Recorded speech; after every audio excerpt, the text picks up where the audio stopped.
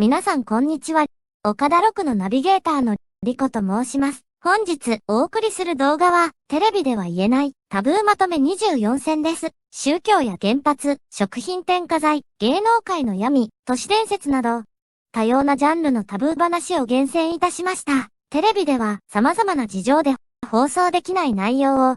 岡田さんが包み隠さずお話ししてくれています。明日、誰かに話したくなる。ここだけのぶっちゃけ話を楽しんでくださいね。それではご覧ください。どうぞ。おいしんぼ問題ですよね。おいしんぼ、またね、聞きにくいこと、話しにくいことを聞いてきます。おいしんぼ問題というのは何かっていうと、漫画のおいしんぼですね。漫画のおいしんぼで、登場人物が福島に行って、現地で過ごしてると鼻血が出たと。で、福島には明らかにこういうふうな健康被害があるぞっていうふうなことを書いたんですよね。で、それに関してさあそれはどうなのかと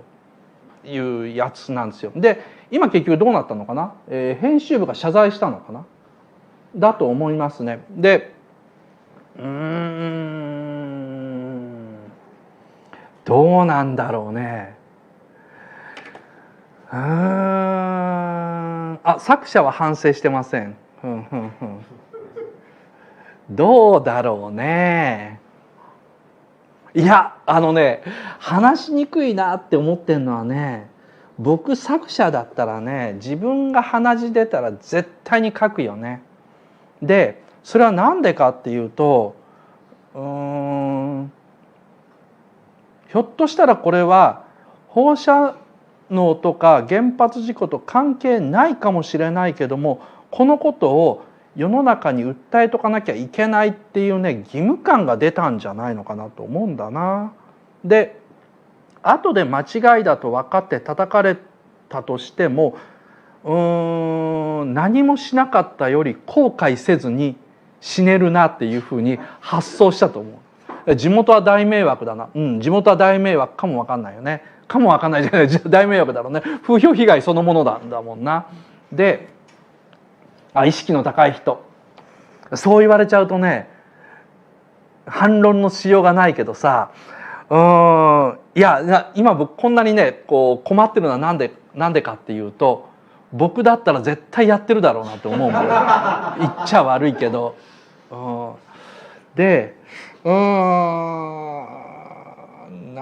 でそのことに関して編集部から謝罪してくれって言われたら謝罪しないだろうな。連載切られてもいいとかね、絶対ね俺ね言うだろうね。意地になるっていうのもあるんだけども、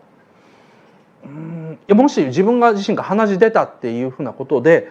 あったら、それを勝手に因果関係とかの立証とか関係なしに言いたくなっちゃうと思うんだけども、よくわかんない。これみんなは言いたくなんない？そういうふうな時になんかね、自分の中で関係あるかないか分かんないけども、絶対にこれって言わなきゃいけないんじゃないのかという義務感というか、変な正義感みたいなものが発生しないのかな。俺するよ。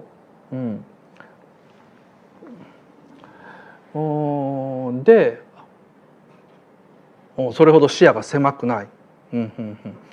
さっきの教師問題と同じだよね。これはもう本当にね、自分だったらどうするのかという問題で、自分だったら絶対に自分の子供の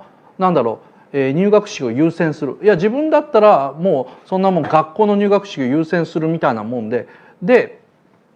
ただこれってさっきも言ったように風評被害込みのもんだから、自分がやってることが迷惑をかけるっていうこともあるんだけども、なんかね、その風評被害っていうふうに言われて、まるで、今の福島県を含めて原発のその被害エリアと言われるところが何もないみたいなことを言おうとしている風潮に対するアンチな心っていうのが絶対俺の中で芽生えると思うんだよね。だからこそね、すごい言いにくいの。で、風評被害って考えをベースにしたら、できるだけもう安全なんです、ここは安全が確認されました、これ以上危ないというのは風評被害ですっていうふうなことを言う人はすごく、その気持ちはすごいよくわかるんだけども、同時にね、何もねえはずないじゃんとか、あと現に今福島県から、女の人の流出が止まらない、若い女の人の流出が止まらないというのは、これはクローズアップ現代でも語られてたよね。今人口がどういうふうになってるのかっていうと、その本当に原発の被害のあるところからどんどん若い人からとかの人口の流出が止まらないっていうのが、その外で語りにくいことが実際の行動になって現れてることだと思うんだ。で、僕はもうこのニコ生ゼミが始まった1回目ぐらいからこの件に関してはどっかで線引いた方がいいっていうのが僕の主張なんだよね。だからその時に第1回の放送で言ったのが、もう極端な話、福島県っていうところから人一回全部出して、でなんだろうな、出してあそこの県に放射のいや言いにくいなやっぱりということを考えたんで、拝見って書いてるんだけどな。で、そこまで考えないと、僕がもし政治家だったらそこまでやらないと多分責任持って100年200年先の手は打てないと。今後3年4年5年10年の手だったら打てるよ。どんどん税金かけてクリーン作戦展開するとか、あと人が住めるようなところをどんどん増やすとか、何ともできるんだけども、100年200年のスパンで考えたら、これはもう一気に人全部出しちゃった方が絶対にその後の国民問題だよね。さっき言ったなんで若い人がどんどん流出してるのかということに対する答えもなんだろうな、出せると思っちゃうんだよな。なのでじゃあ話戻すね。今話がガーッと広がってったから、おいしんぼのその福島の鼻血問題に関しては、いい悪いで言うと悪い。作者はおそらく謝罪すべき、おそらくじゃないな、作者は謝罪すべきだし、いい加減なこと書くなっていう主張はその通り。風評被害のことを考えろ、現地に住んでる人のことを考えろ。で所詮オーストラリアに住んでるくせにそんなことを鬼の首の取ったように言うなっていうのはもう全部その通りなんだけども、俺が作者だったらやってるからこんな、切れ味の悪い言い方になるな。岡田さんは同性婚についてどう思いますか？昔はね、同性で付き合いたいのはそれはもう自由だと。別に男と女であろうが男と男であろうが女と女であろうが自由だと。でそれに対して社会的な承認である婚姻関係を結びたから、それは分からんよっていうふうに思ってましたね、10年ぐらい前は。それは僕の中でもオタクっていうのは社会的に認められてない存在なんだけど、そういう負荷がかかっているおかげで僕らの文化はなんかもうちょっとまともなところに行きつつあると。いわゆる社会的に認められるものっていうのは安易にレベルが下がりやすい。例えばこういう言い方したら何だかも分かんないけどさ、なでしこジャパンっているじゃない、サッカーの女性選手たちね。であの人たちが今度アメリカと戦うんだけども、過去30戦やって1回勝ったぐらいで、ほぼ勝てるかどうかというとすごい微妙なところだというんだよ。でもテレビ番組見てる限り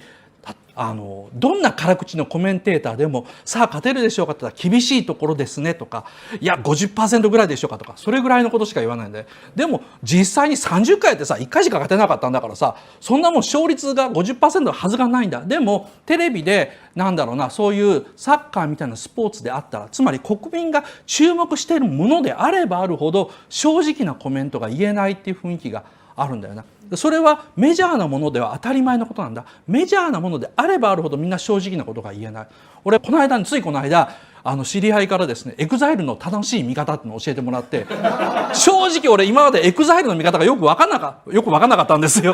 でもあれはいい年したおっさんたちが若作りして一生懸命踊っているっていう見方を教えてもらって、そう見ればいいのかと思ってエグザイル見たら、確かにいい年した普通のおっさんが一生懸命若作りして手足ピンピン伸ばして踊ってんだよ。面白いって思ってわこれはいいって思ったけど、これもやっぱテレビでは言えないわけだよね。さっきのなでしこの勝率の話で、いやほぼダメでしょう、ほぼダメだけども頑張れ日本っていうところが面白いんだけどさ、ほぼダメでしょうが言えないところっていうのがメジャーの恐ろしさだし、EXILEに関してもいい年したおっさんが若作りしてっていうところが言えないところがやっぱメジャーの恐ろしさで、マイナーの強さっていうのはマイナーであるがゆえになんだろうな、濃縮されて高みを目指すこともできると。逆に言えばとことん落ちることもできるんだけどさ、高みを目指すこともできると。だから同性婚に関しても同性婚だからこそ僕らにはロマンあるよね。例えば不女子の人たちがなんでホモっていうのをこう上に見るのかっていうと、普通に男女くっつくんじゃなくてそこに障害があるからこそその愛に何か回答があるのではないか、何かあるのではないかってみんな憧れの目で、あいつらから見たらたまったもんじゃないよね。なんか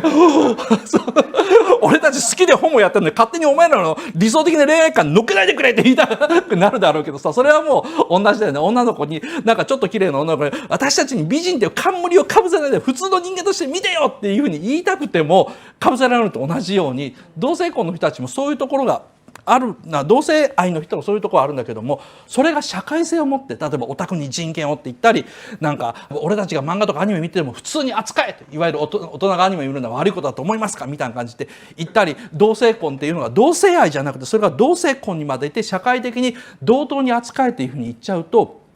メジャー化が起こり、それは大部分の人にとっては満足のいくことになるだろうけどさ、幸福になるだろうけどさ、その文化自体はなんか多分ボルテージ失うだろうなっていうのはちょい感じるというあたりですね。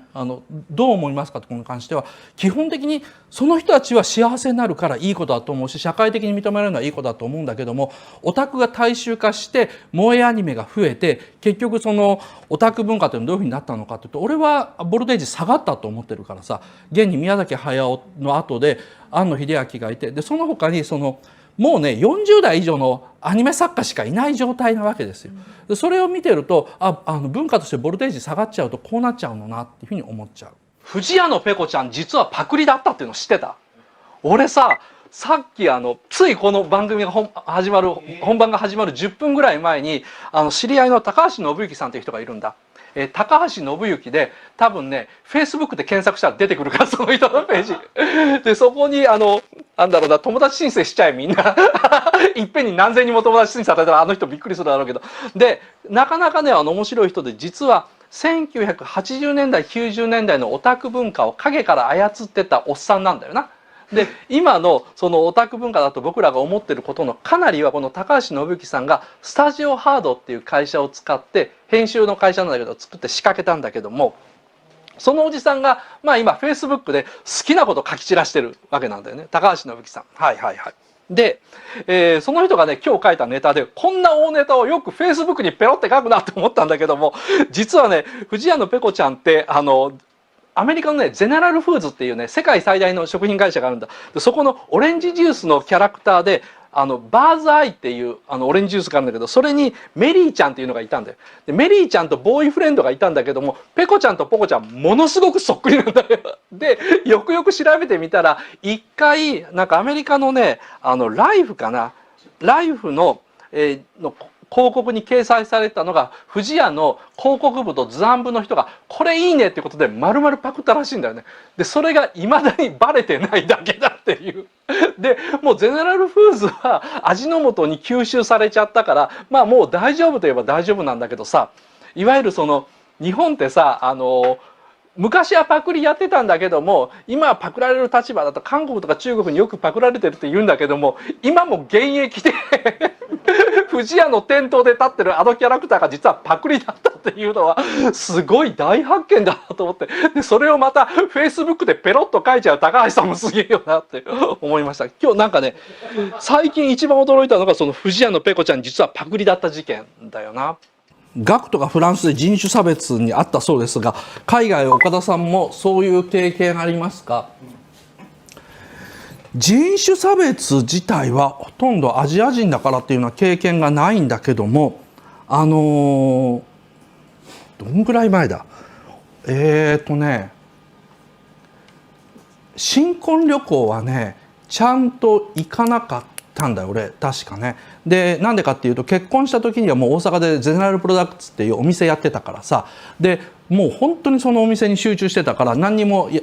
新婚旅行とか行ってなかったんだけども、結婚してね1年半ぐらい経ってから、そんなに働いてるんだから、そろそろ旅行行ってもいいよっていうふうに他のスタッフも言ってくれたんで、それで新婚旅行にフロリダに行ったんだよね。でフロリダに行ってその時にそれが何年かな、1980年か81年ぐらいだと思うんだけども、アメリカはねもうあんまりね差別ないなというふうに思ってたんだけども、80年とか81年ぐらいのフロリダのプールとか海だよね。でプールとか海ではですね、黒人男性ゼロだった。で黒人の女の子はいたんだけども黒人男性はゼロだったんだ。で、東洋人も僕らだけだった。でそれは別に入り口のところになんだろうな、白人のホワイトオンリーとか書いてるわけじゃないんだけども、やっぱりプールサイドとかあとビーチとか行くと変な視線っていうのかなはちょっと感じたよね。っていう風な感じでやってて、でなんかアメリカって人種差別がないことにはなってるんだよね。だから人によると人種差別っていうのを表面的にはないことに、表面じゃないな、社会としてはないようにしてるから逆に個人の中に鬱屈してるっていう表現を取る人もいる。つまり社会としては黒人差別はないし、いわゆる東洋人差別もないと、おまけに年齢差別もないし性差別もないと。だからあちらの企業とかの履歴書あるじゃん。履歴書のところには性別を書くコーナーすらない企業もあるんだ。性別も書いちゃダメだし年齢も書かないと。でもしそういうのが知りたければ面接でチェックするし、面接でも女性だからとか年行き過ぎてるから落とすってことは建前上は絶対ないと。ただし採用官が本音で女はダメだと思ってやることある。つまり社会のシステムとしては差別をなくすんだけども個人の偏見っていうのは割となくなってない、そういうふうなところだったんだ。でプールとかねビーチみたいなところって80年代の頭あたりって一番微妙な時代だったらしいんだよ。で今はもう違うんだよ。俺90年代に入ってからようやっとアメリカ行く時に余裕出て例えばホテルとか泊まったらそのホテルのプールとかも行けるようになったんだけど、気持ち的な余裕が出てきて行けるようになったんだけど、その時にはもう全然関係なく中国人もいればベトナム人もいればメキシカンもいれば黒人もいればっていうふうなことでもう人種が一つになってやってたんだけども、80年代頭のフロリダのディズニーリゾートのプールとかビーチにはやっぱ黒人は女の子しかいなかったねっていうのが人種差別は本当になかったんだよ。特にフランスは俺あんまりそういう意味ではいい印象しかないね。もともとムーア人ってフランスではオセロっていうシェイクスピアに出てきた将軍がオセロ将軍が黒人っていうふうに書いてるのか、あれ原文読んだらムーア人って書いてるんだ。でムーア人っていうのはヨーロッパに入ってきたいわゆる、エジプトとかそこら辺から来た肌色が褐色から黒い人のことで、だからそんなにねフランスではその人種差別がないっていうのが前提だったのだから今頃あるっていうふうに言われてちょっと僕びっくりしてるね。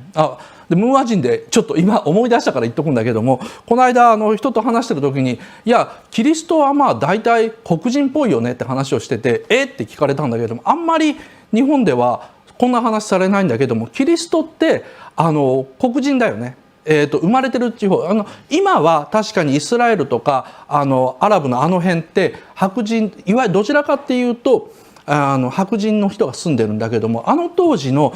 民族っていうのは黒人とは言わないんだけどもかなり茶褐色の強いやつで、いわゆるルルド文章だったかなんか忘れちゃったローマ法王がそれ読んで気絶したっていうのがあるじゃん。でそれの中の記述の一つがキリストの肌の色について書いてたっていうのがあって、で黒人とも言わないんだけども明らかに白人系ではない茶褐色の肌だ。そう、ファティマの予言だよな。ファティマの予言だ。それで言われてるのの一つが、説の一つが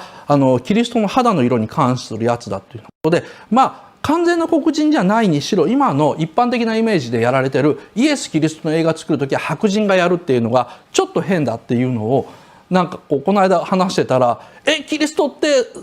そうなんですか?」というふうに聞かれたので、割となんか知らない人が多いのにびっくりしました。ニコ生の未来ですね。ニコ生の未来、メディアの未来。メディアの未来。はい。じゃあニコ生はもう始められてどれぐらいですか？1ヶ月？2ヶ月？1、2ヶ月ぐらい。そんなもんだよね。はいはい。3月から始めたんで。あ、じゃあ3ヶ月全然やったもう典型的な50代ですね。3ヶ月ぐらいか1ヶ月ぐらいか。どうですか？テレビとかに比べて。テレビお出にならないじゃないですか。出ない。はい、MX 最近頼まれて出てるけどね。はい、でもあれはテレビと思ってないからね。これどうです？このメディア、ニコ生っていうメディア。いいんじゃない？すごいいいんじゃない？はい。双方向性いいよね。これなんか書かれてるじゃん。はい。あれいいんじゃない？すごく。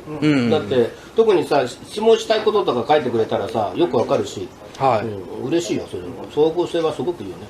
テレビだってできんだろうけど、今の自動デジタルの時代は、やったって無視するでしょ、テレビの出演者たちはプロデューサー。ニコ生これから伸びます？もっと伸びるでしょそれ。ニコ生という企業が伸びるかどうかは経営者の仕事だから、分からんけどこういうような双方向性の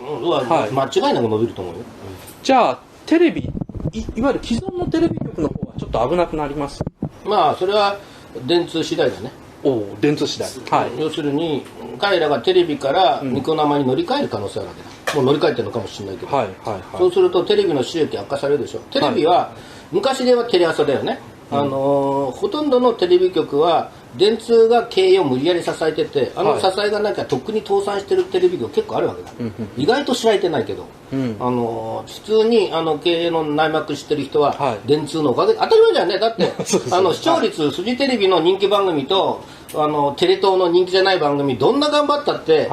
同じ CM の価格になるわけないじゃん、もちろん CM の価格違うぜ、でもその差がどんだけ違うかそんな大した違いじゃないぜ、でそれはつまり伝えてるわけでしょ。なんだろう、視聴率 30% を取るような、そのフジテレビの黄金期のそのドラマとテレ東の再放送のムービーばっかりやってるようなところでは本当言えばCM 料金って100倍以上の差があっていいはずなのに1000倍やってもいいから実は5倍ぐらいしかないわけですよね。だからそれはもちろんそうでしょ、一時のまさにつべかった時のテレ朝が完全に支えてあげた、電通は知らない人いるかもしれないけど、TBS もそうだったわな、でしょ。まあそこはもう子会社みたいなもんだからしょうがないかもしれないけど、そういった経営テこ入れで無理やり生かしていったのがテレビ局なんだよ。そうした方が電通としてはまあ明らかに、まあ多分彼らにしてみれば大使みたいなものもあるでしょうから、日本のためメディアのためであるし、ビジネスとしても有利だと思ったわけですよね。でそれがニコ生を含むそのネットテレビ型に移る可能性がある。で今のところはネットに音痴なわけね、電通はね。フェイスブックの提携の仕方見てもさ、音痴でしょ、だから本当にトップレベルがすごいのは来るらしいから、とりあえず抑えちまえみたいな感じで、でどうもツイッターも提携するらしい、抑えちまえみたいな感じで、トップレベルで抑えちまえみたいな判断でやったんだと思うんだけど、だけど実際はものすごい下手くそな提携をしてるわけだ、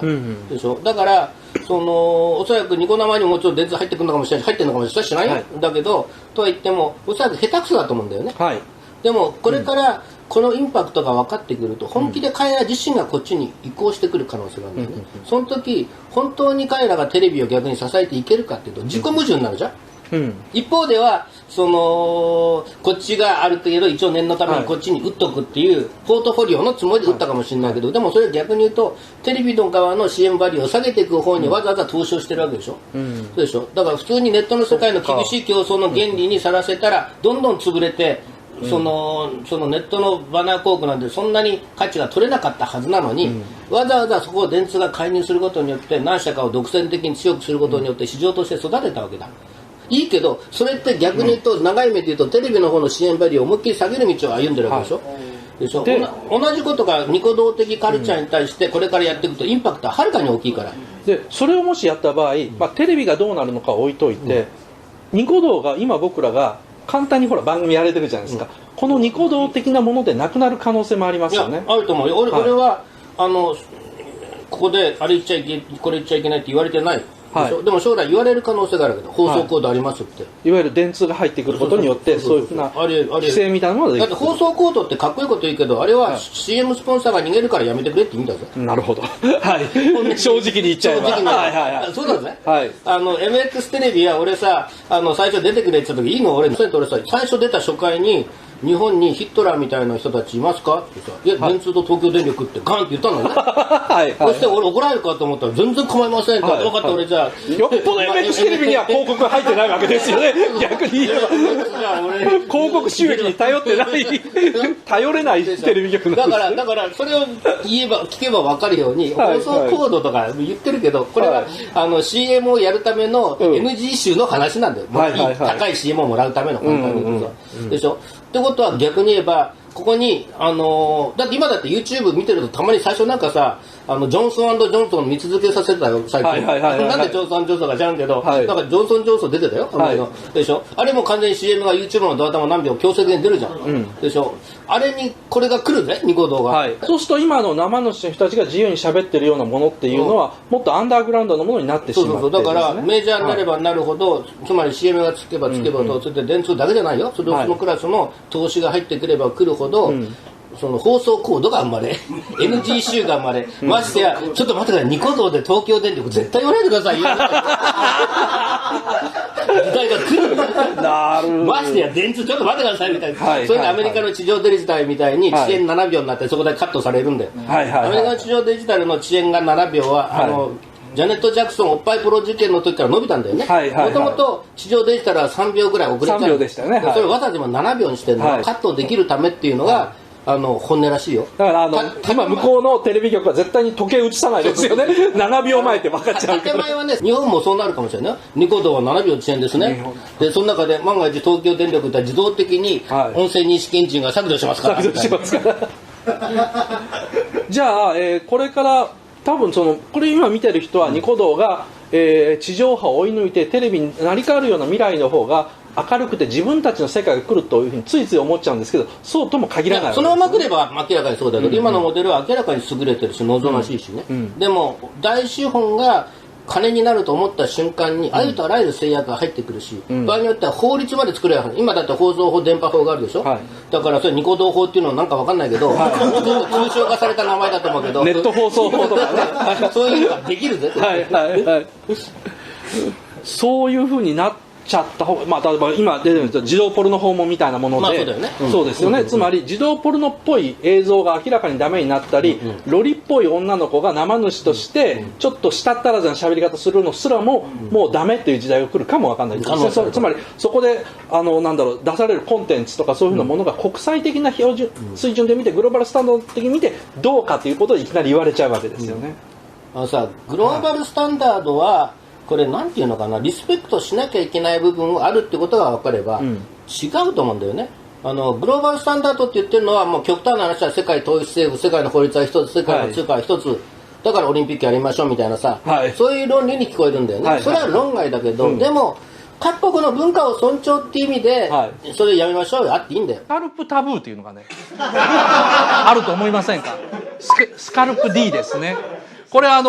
地上波では絶対言えないことなんだけども、ぶっちゃけねスカルプ D って聞くかどうかって俺すごい疑問なんだよ。でなんでかっていうと、一昨日ねBS 富士の番組に出てブラックマヨネーズさんと共演したの。でブラマヨの小杉さんとやっぱ何ヶ月かに1回会うんだけども増えてるように見えないんだよね。小杉さんの髪型ってさこう立ててあるように見せてんだけど、もう今ね髪型じゃなくてね工作レベルになってんだよなんかうまいこと前に電柱とか配置して後ろの怪獣を大きく見せてますねというような感じになってて、あれ見てるといや別に個別の人に聞くか聞かないかっていうふうに言ってもあんまり意味がないとは思うんだけどもさ、でレコーディングダイエットの時もそうなんだけども、やっぱりねこの人に合う合わないというのはあるので万人に合うわけはないし、あと本当に万能の気配薬とか育毛剤があったらそれは売れてるどころじゃなくてノーベル賞を取ってるはずだからですね、あんまり本気にするようなもんでもないかなと思うんですけども、ただね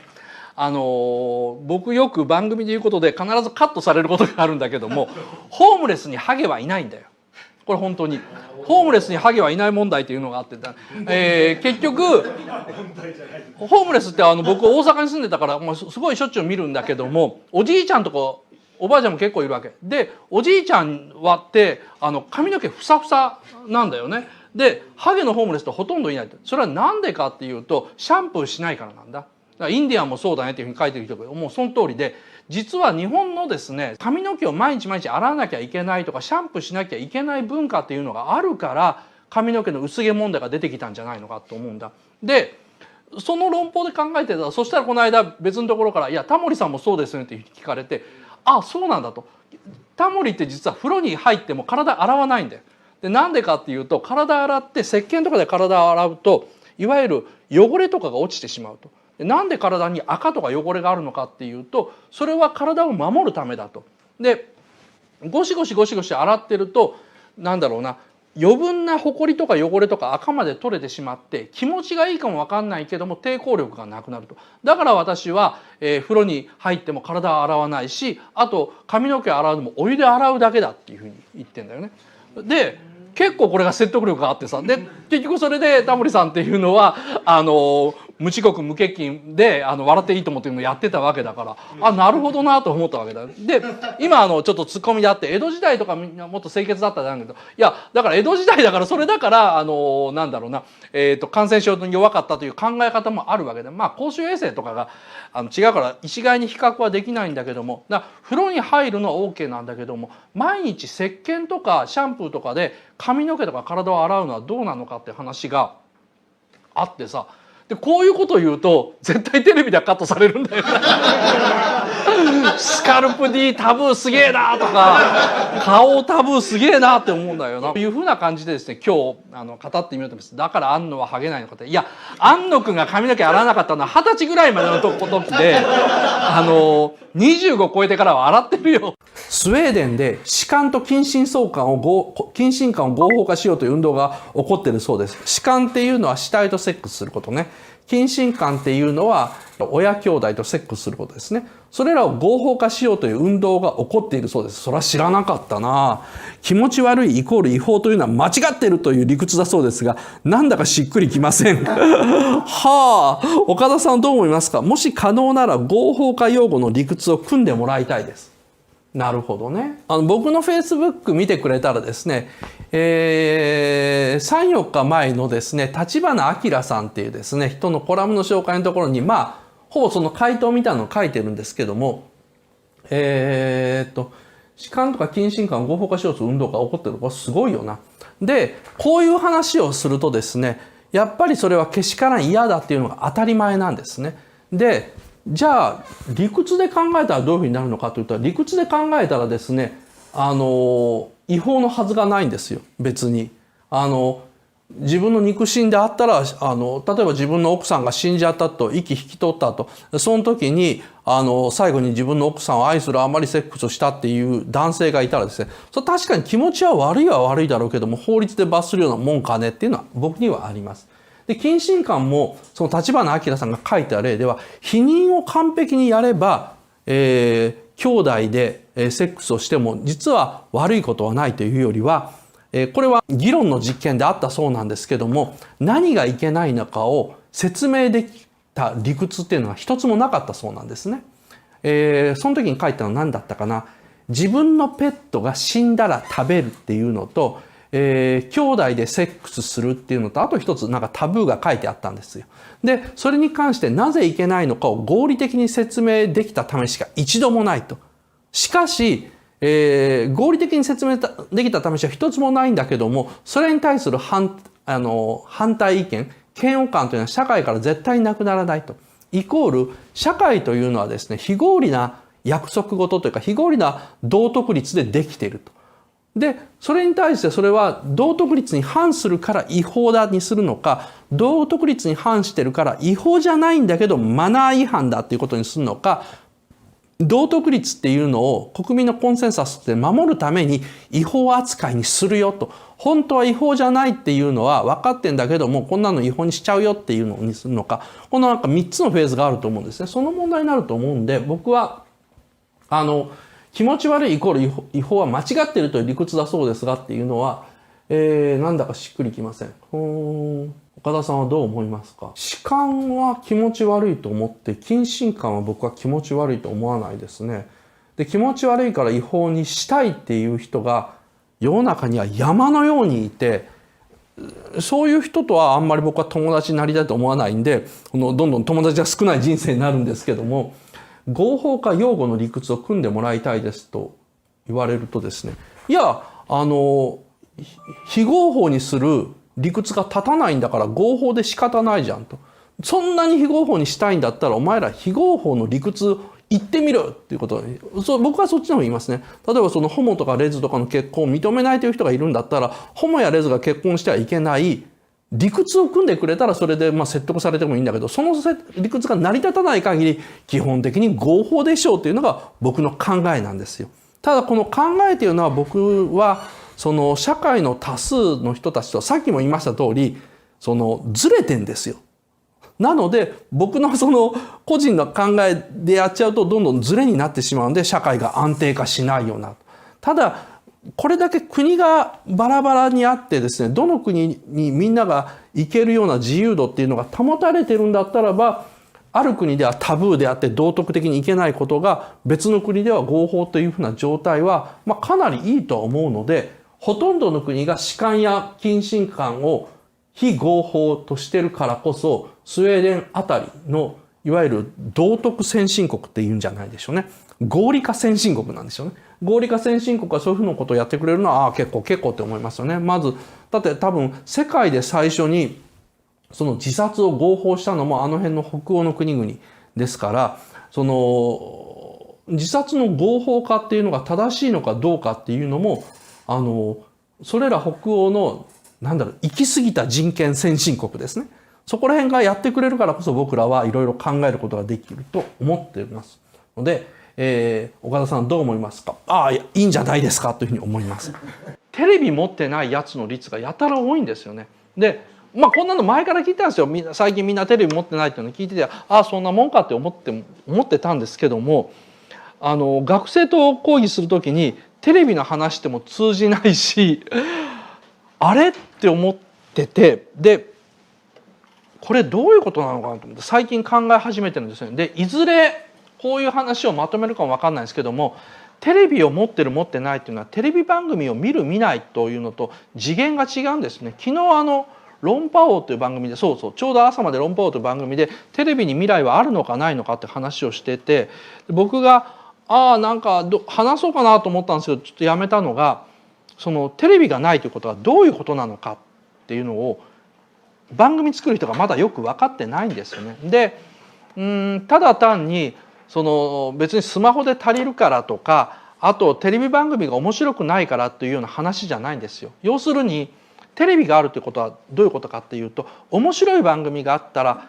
部屋の中にテレビが置いてあるからその前に集まるしかないんですね。だからテレビっていうのはキャンプファイヤーなんですよ、言ってしまえば。でスマホっていうのは LINE なんですね。キャンプファイヤーの周りに集まってみんなで話すと、それは話してる人の話を横で聞くだけもその会話に参加していることになるんですよ。テレビっていうのは家庭に参加することなんですね。でそれに対してスマホで映像を見るっていうことはどこにも参加してないんですよ。コンテンツを見てるだけなんですよね。だから徐々にエンターテインメントというか番組をみんながテレビじゃなくてスマホで見るようになってきてるっていうのは、いわゆる夜9時からジブリのアニメがあるから、金曜ロードショーがあるから家族で集まってというか、集まれる人間だから集まってみんなで見るという体制がいよいよ崩れてきてですね、つまりある時間にみんなで集まるっていうような僕らが持ってる文化そのものが大きくガーッと崩れてきて、そうじゃなくてみんなが都合がいいタイミングでそれぞれがやりやすい時間に手元で見てるんですね。だからコンテンツだけで見ちゃうと例えばリビングに大きいテレビがあって家族5人がその番組見てるのと、リビングにテレビがあるんだけどそれがスイッチが入ってなくて電源入ってなくて家族5人がそれぞれのスマホを見てるっていうのは変わらない気がするんだけど、やっぱ全然違うんですね。それはなんだろうな、何かを一緒にするっていう、そのさっき言ったキャンプファイヤーみたいな文化っていうのがどんどんなくなってきてると。で昔だったら子供とかがそれぞれ自分の部屋にちっちゃいテレビがあって別々だっていうと家族が分断されてるのが家族の間でも意識されるわけですよ。うちはちゃんとリビングにテレビがあるのにご飯が終わったら全員がそれぞれの部屋に引き上げちゃってで、自分の好きな番組見てるとうちの家族に話し合いがないっていうのがはっきりと可視化されるんですね。目で見えて分かると。でも今は多分リビングのテレビがついていても僕らはサブ画面として自分のスマホを開けて LINE やったり YouTube 映像を見たり自分の好きな音楽を聴いたりしてるのかも分かんない。つまり今それをこの番組見てる人がなんだろうな、一人だとかいや俺家族いないから関係ないとかそういう話じゃないんですよね。そうじゃなくて僕らの頭がもうマルチタスクになってきて、でそれどころかそのマルチタスクじゃなくてなんだろうな、複数の組織に所属してる、家族という組織に所属しながらも LINE の向こう側の人とつながってると。で家族の前でもうスマホいじったりなんかするのが全くもう僕ら遠慮なくなってきてるじゃないですか。でこういう話がテレビでできないんですよね。ぶっちゃけできないっていうのは何かっていうと、やってるくせにみんなそれを言わないんですよ。多分その芸人さんでも何でもテレビマンでもですね、みんな普通にやってることなんですよ。テレビを見ながら自分がスマホを開けてやってるっていうふうなことで、実はこのテレビっていうメディアがトップであった、一流であった、もしくは家族というものの象徴であっただからすごい勢いで降りてきて、で僕らの中心点っていうのが大きく動いているのが分かってるんですけども、こんなね曖昧な話は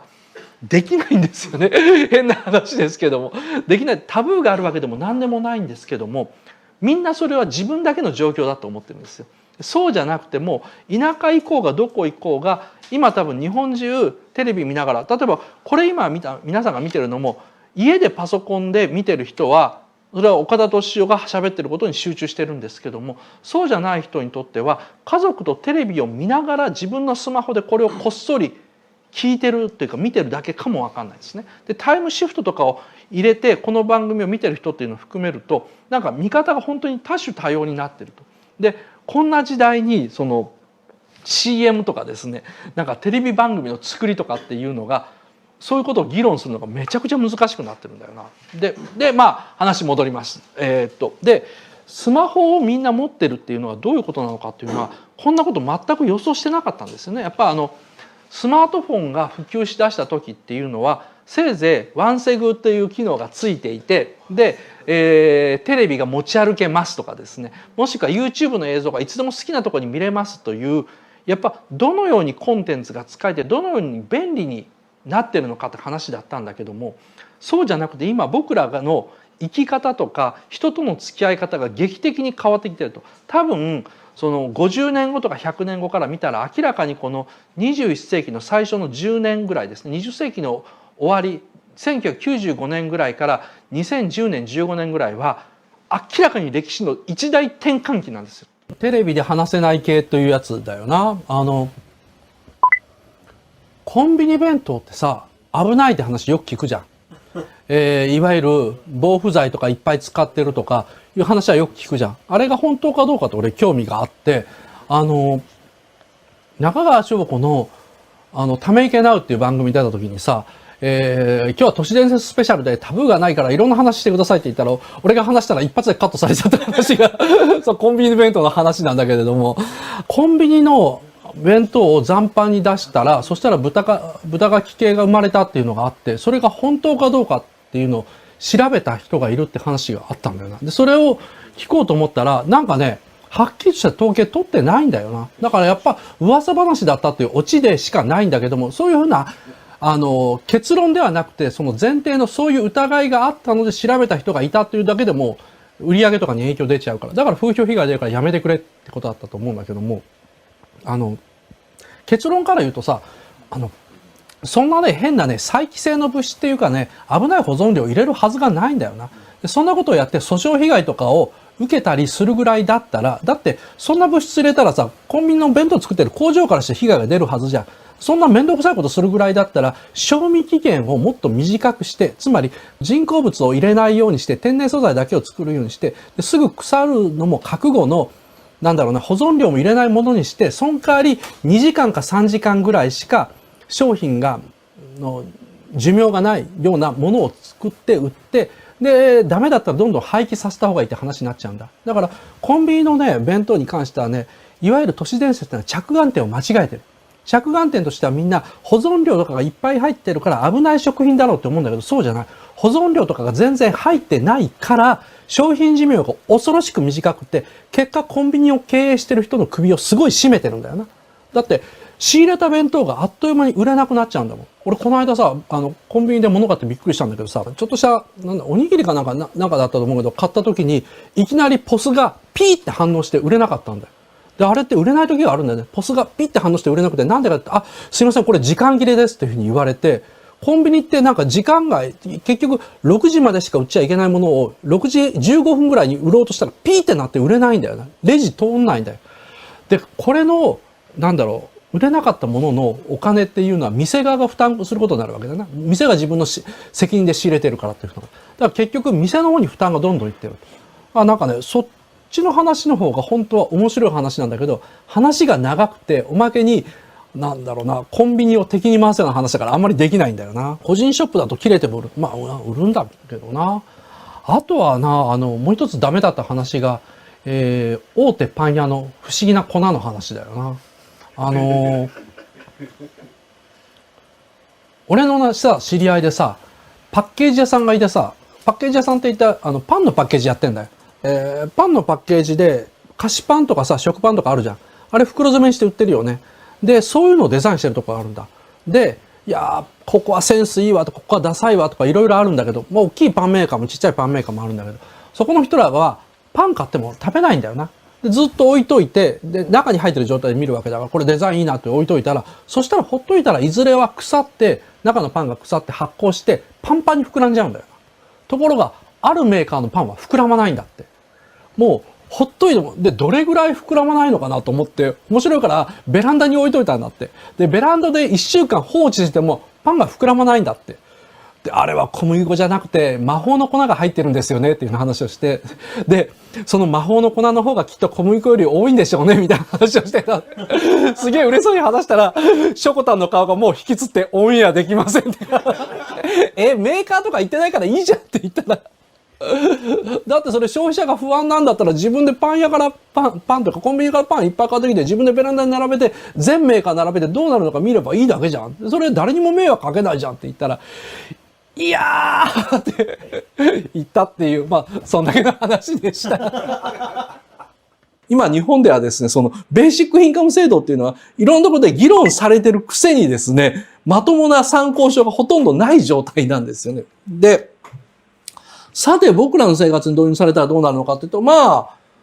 働かなくなるんでしょうね、大部分の人は。で、今、ご飯を食べるために、生きるために、バイトをやってる人たちっていうのはほとんど仕事をしなくなると思うんですね。それは、時給800円とか900円とか1000円のために深夜の牛丼屋で働くなんて真っ平だっていうふうに思ってる人たちは、もう月11万円もらえたら、正々堂々とですね、仕事辞めちゃうと思うんですね。で、その代わり、やりたいことをやるために、時給200円とか300円ぐらいのバイトをする人は結構多いんじゃないかな。例えば、毎月11万円もらったら働かなくてよくなるんですけども、それを言い出したらですね、大学生は大学に来ないはずなんですよ。例えば大学ではですね、いちいち出席取らないよと、レポートだけ出せばいいよとか、試験さえ受ければいいよっていう科目がかなり多いですよね。でも大学生は大学に行くんですよ。それは何かっていうと、大学に行かないと不安だからですよね。大学に行ってないと不安だから、あと友達もできないから、誰かに会いたいからですよね。なので、実はベーシックインカムが導入されて、僕たちは働かなくて良くなったからといってですね、職場がなくなっていいわけではないと。つまり、職場的なものは絶対に欲しいし、そのなんだろう、その誘惑を断ち切って、家で延々絵を描いたり、アニメ見たり、だけできる人っていうのはあんまりいなくなるんではないのか。あんまりいないんじゃないかなっていうのは僕の読みなんですけど、次にですね、なんだろう。たった一人で11万円もらって暮らすと、かなり質素な暮らしになるんですよね。11万円という金額は、例えば東京だったらまあ5万ぐらいのアパートに住んで、で、その他光熱費とかですね、ネット代とか払ったら、まあ1日あたりの小遣い1000円、食費含めての小遣いが1000円か1500円ぐらいっていう生活なんですよね。で、そうすると、まあなんとか食っていけるギリギリぐらいの生活なんですけども、なってくると、ちょっと条件が自分の好きな条件のところで働きたくなってくる。だと思うんです。まあ、今コメントにもありましたけど、まあみんな田舎の方へ流れていくのか、それともベーシックインカムがあるから日本中好きなところに住めるからこそ、東京でちょっと無理して暮らしてみようかと。いろいろ人分かれると思うんですけども、ちょっと稼ぎたいな。さっき言った大学に行かない学生は実は少ないっていうのと同じようにですね、ちょっと働いてみたいという人がやたら増えるので、そういうちょっと労働っていうのがすごく増えるだろうなっていうふうに思います。フィンランドで導入されるかどうかはわかんないですけど、まあ国民投票で一応7割ぐらい賛成って言ってるから、多分ね、導入されるでしょう。で、僕らは多分それが日本で導入されると、週に2、3日働いて、で、その代わり、みんながあんまりやりたくないような職業っていうのは逆に言えば時給を増やすしか対抗手段がなくなってくる。まあ、ますます週に何日かだけ働くようになりますよね。毎月毎月11万が保証されてるから、あんまり貯金する人はいなくなってくるだろうと。ということと同じように、ルームシェアとか結婚とか子供を作る人がやたら増えてくるだろうと思います。まあ、そのあたりが大きく社会が変わるところで、誰かね、そのベーシックインカムの制度が導入されたら社会がどうなるのかっていう SF 書いてくれりゃありがたいんですけど、ラノベでも読みますからですね、萌え系でも読みますのでやってくれればいいなと思うんですけども、それはもう一つはね、闇の世界で言うと、働きたいんだけども、能力がない人間っていうのを徹底的に多分排除する社会になるんだろうなと思います。今でもその、福祉政策というか、それの一環でですね、例えば車椅子の人も働けるようにとかですね、先天的な障害がある人でも働けるようにみたいなものが一切なくなるわけですね。つまり、役に立たない奴は11万円もらって遊んでろっていう制度なんですよ。ベーシックインカムというのは。僕らは11万円もらって遊べる世界だというふうに考えるんですけど、そうでなくて、優秀な人間だけが生産をやり、で、優位に立ち、いい生活をするので、そうでない人間は最低食ってくだけは保証してやるから、もうせめて邪魔しないでくれと。会社に入らないでくれと。企業っていうのは有能なだけの人間とロボットとプログラムだけで運営したいと。それ以外の人間を無理やり雇用するなんていうことをやりたくないので、お前らは毎月11万円っていう手切れ金払ってやるから一生遊んでてくれよと。その代わり、なんだろうな、丸の内には来ないでねっていうような世界でもあるんですよね。このなんだろう、そのベーシックインカムにも光と闇があるっていうあたりが SF を書くときに、ベーシックインカム小説を書くときの、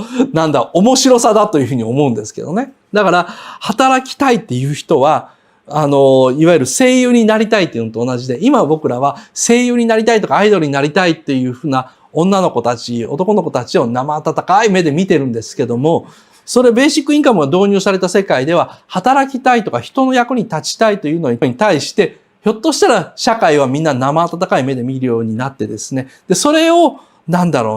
そんなことができるのは一部の優れた人だけだよっていうような形になっていくんじゃないかなっていうのはこのベーシックインカム制度の恐ろしいところだと思います。これは言い方を変えれば国民を全員奴隷制度にする。労働なき奴隷制度ですか。自宅待機という奴隷労働を強いる社会とも言えるし、果てしなき川よ我を誘えっていうですね、SF があって、僕これ、ベーシックインカム制度を議論するときにみんなが絶対読むべき小説だというふうにだいぶ前から言ってるんですけども、それはですね、SF なんですけども、人類が全員一度死んで、もう一回生まれ変わるっていう設定なんですね。で、リバーワールドって言って、でっかい川がですね、なんかどこまでも平たい惑星の上にでっかい川が流れていて、でそこに紀元前の人からですね、未来の人まで全人類が生まれ変わってるって、で生きてるって世界なんです。で、そこで生まれ変わった時にみんながですね、弁当箱みたいなものを持って生まれ変わって、生き返るんですね。で、それを何キロかに一つ川のほとりにあるですね、穴みたいなところに入れると、1日3回そこからご飯が出てくると。で、その民族にぴったり合ったエスニック食が出てくるということで、完全な食べるものが保障された世界、いわゆるベーシックインカムっていうのが、実現された世界みたいなのを書いてる SF 小説なんですけども、その世界に生まれ変わった人類が最初に何をやったのかっていうと、他の人間の弁当箱を奪うことなんですよね。これはアメリカ人だから考える。アメリカ人っていうのは地震が起きたら何が起こるのか暴動。戦争が起きたら何が起こるのか暴動とかですね。津波が起きたら何が起こるのか暴動ということでですね。いや、日本人は別に津波起きても暴動起こんなかったし、関東大震災でも暴動起こんないし、何かというと暴動を起こすのはアメリカ人だけだよって思うんですけども、まあまあアメリカ人はその発想なのでですね、すぐにそういう世界に生まれ変わったら、何をするのかというと、他の人間の弁当箱を奪って、あっという間にそういうベーシックインカムの世界でもですね、貧富の差が生まれていって、力による支配ですね。いわゆるマッドマックス世界が出てくるというふうに考えて、そういう世界を書いてるんですよ。で、そこまではないでしょうけれども、日本でもですね、おそらくベーシックインカム制度が導入されて、毎月11万円もらえるようになったら、僕らはということないですけど、多分僕らの中の3人に1人ぐらいはですね、心が弱いのでですね、たった一人で毎月11万円もらって好きに生きていいって言われたら、好きに生きることに耐えられないんですね。いわゆるアメリカ型の RPG ではなくてですね、日本型の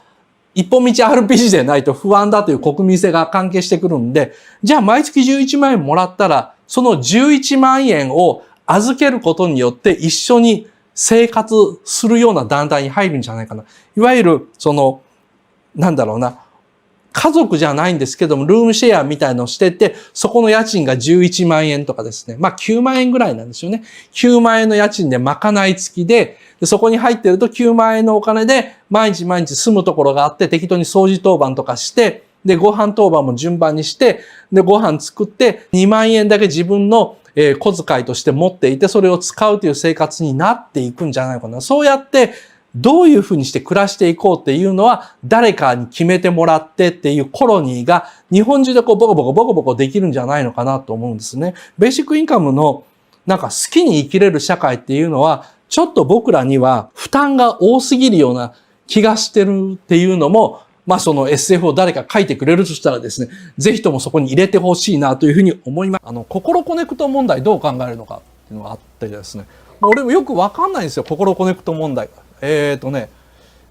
たという人がいるんだ。まさか来るとは。それかっていうやつ。安田さんの方にも心コネクト問題、今日ちょっと話しようと思うんだって言ったら、いや、きっとどうせ岡田さんは取り上げてくれないと思ったので、リクエストで多かったけど外しましたって言われたんですけども、心コネクト、そうですよね。もう、何それっていうので、僕が知ってる知識を言います。さっきちらっとニコニコニュースで見た知識ですから、相変わらず歪んでるかもわかりません。なんせメディア界の投資ポと言われるニコニコニュースですから、心コネクトというアニメがあって、でそれの声優さんを決めるのに、ある声優さんをイベントに呼んで、その声優さんには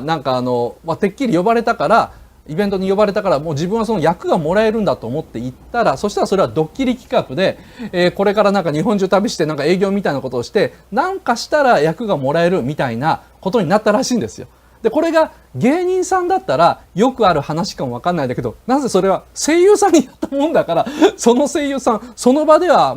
崩れて、他の声優さんが慰めて、それをイベント会場に来た人が笑ってっていう形で、イベントの中としてはエンターテインメントとしてギリギリ成立したかもわかんないですけど、その声優さんすごい落ち込んで後でこぼして、でそれを聞いた人がやっぱ怒って、なんだそれはっていうふうなことになって大騒ぎになったらしいんですよね。はい。かわいそうだとかそれはそうだとか、このドッキリ企画にいじめパワハラの声っていうやつなんですけども、これがね僕よく分かんなくてって状況はよく分かるんですけども、芸人だったら当たり前で、なんで声優だったらダメなのかとかよく分かんないんですね。もしこれがダメなんだったら芸人でもダメだろうと。で、これがもし OK なんだったら、芸人のドッキリ番組で OK なんだったら、なんで声優だったらダメなのかもよくわかんないし、あと、これなんだろうな。僕は力関係のミスだというふうに考えてるんですよ。違ったら、教えてね。そう、若手でもないんだよなっていう、そこなんですよ。結局これは、芸人のドッキリ番組でも何が嫌なのかっていうと、所詮、有力者の芸人はドッキリにかけられないことなんですよね。つまり、雨上がり決死隊をもうドッキリにかける人はいないし、ロンドンブーツ1号2号をドッキリにかける人がいないし、ダウンタウンをドッキリにかける人がいないと。いつも若手の芸人がやられて、それを笑う側っていう上下関係が見えちゃうところが僕たちが見てる時のドッキリ番組見てる時のなんかかすかな不快感みたいなもんなんですけども。だから多分その問題もあると思うんですけども、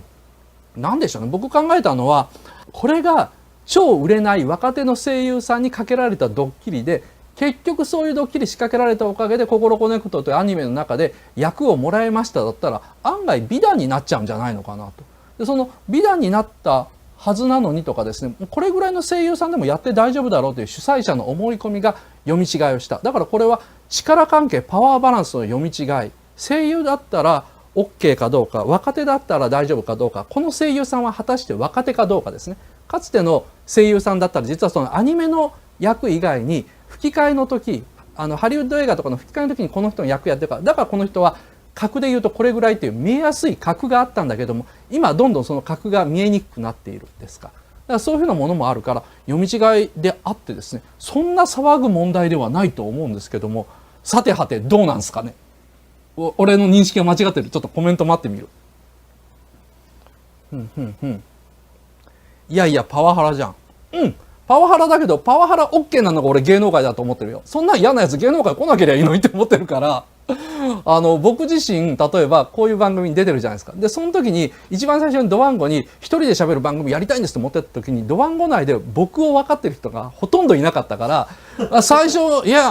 一人で30分とか1時間とか無理でしょうとか、対談でとか、なんかこう、うちに来てくれるんだったらってことで、いやいや、ギャオジョッキで1時間ぐらい2年やってて私には実績がということで、ようやっと S 田さんという理解者を得て、俺この位置に来てるから、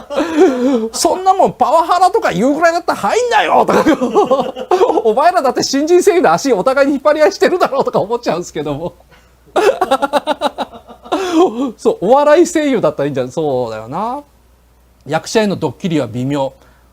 でもだってもともとドッキリってさ、役者とか普通人とかそういうふうな人に対してやってた番組がどんどんクレームとかが来てめんどくさくなってきたから、怒らない芸人に集中するようになったっていう流れがあるんですよ。で、僕は20年前、30年前のドッキリ番組から、こんなこと言うのはなんですが、見てますのでですね。ってなことを思うので、なんかよくわかんないので、その、心コネクト問題に関しては、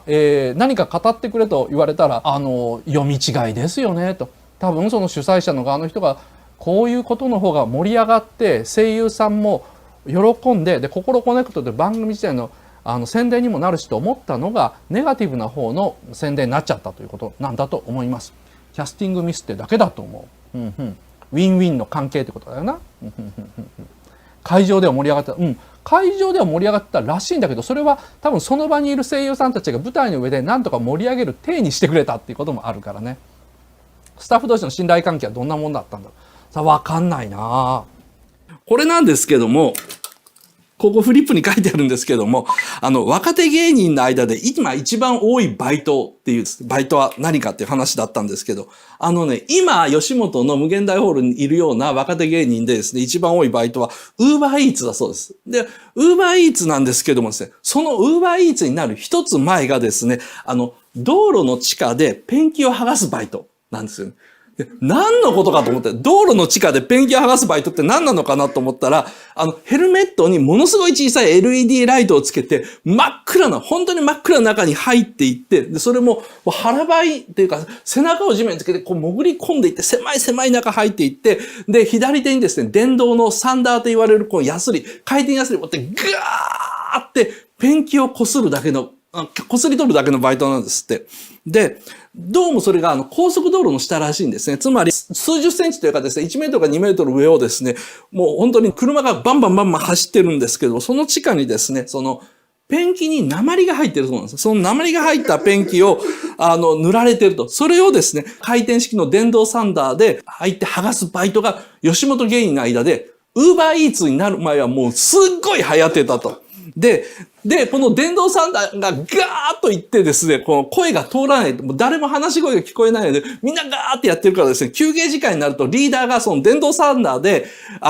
地面をカンカカカンカンって叩くそうですね。そしたらみんな、休憩だってことで電動サンダーが一斉に止んで、今日はカンカカカン早かったなって言いながら飯食うそうなんですけどもですね、一時期これに吉本の若手芸人がもう40人ぐらい、いたそうです。で、40人ぐらいですね、40人芸人が集まったんです。もうみんな楽しくて、ワイワイやっててですね。で、ある時集まった時みんな携帯で、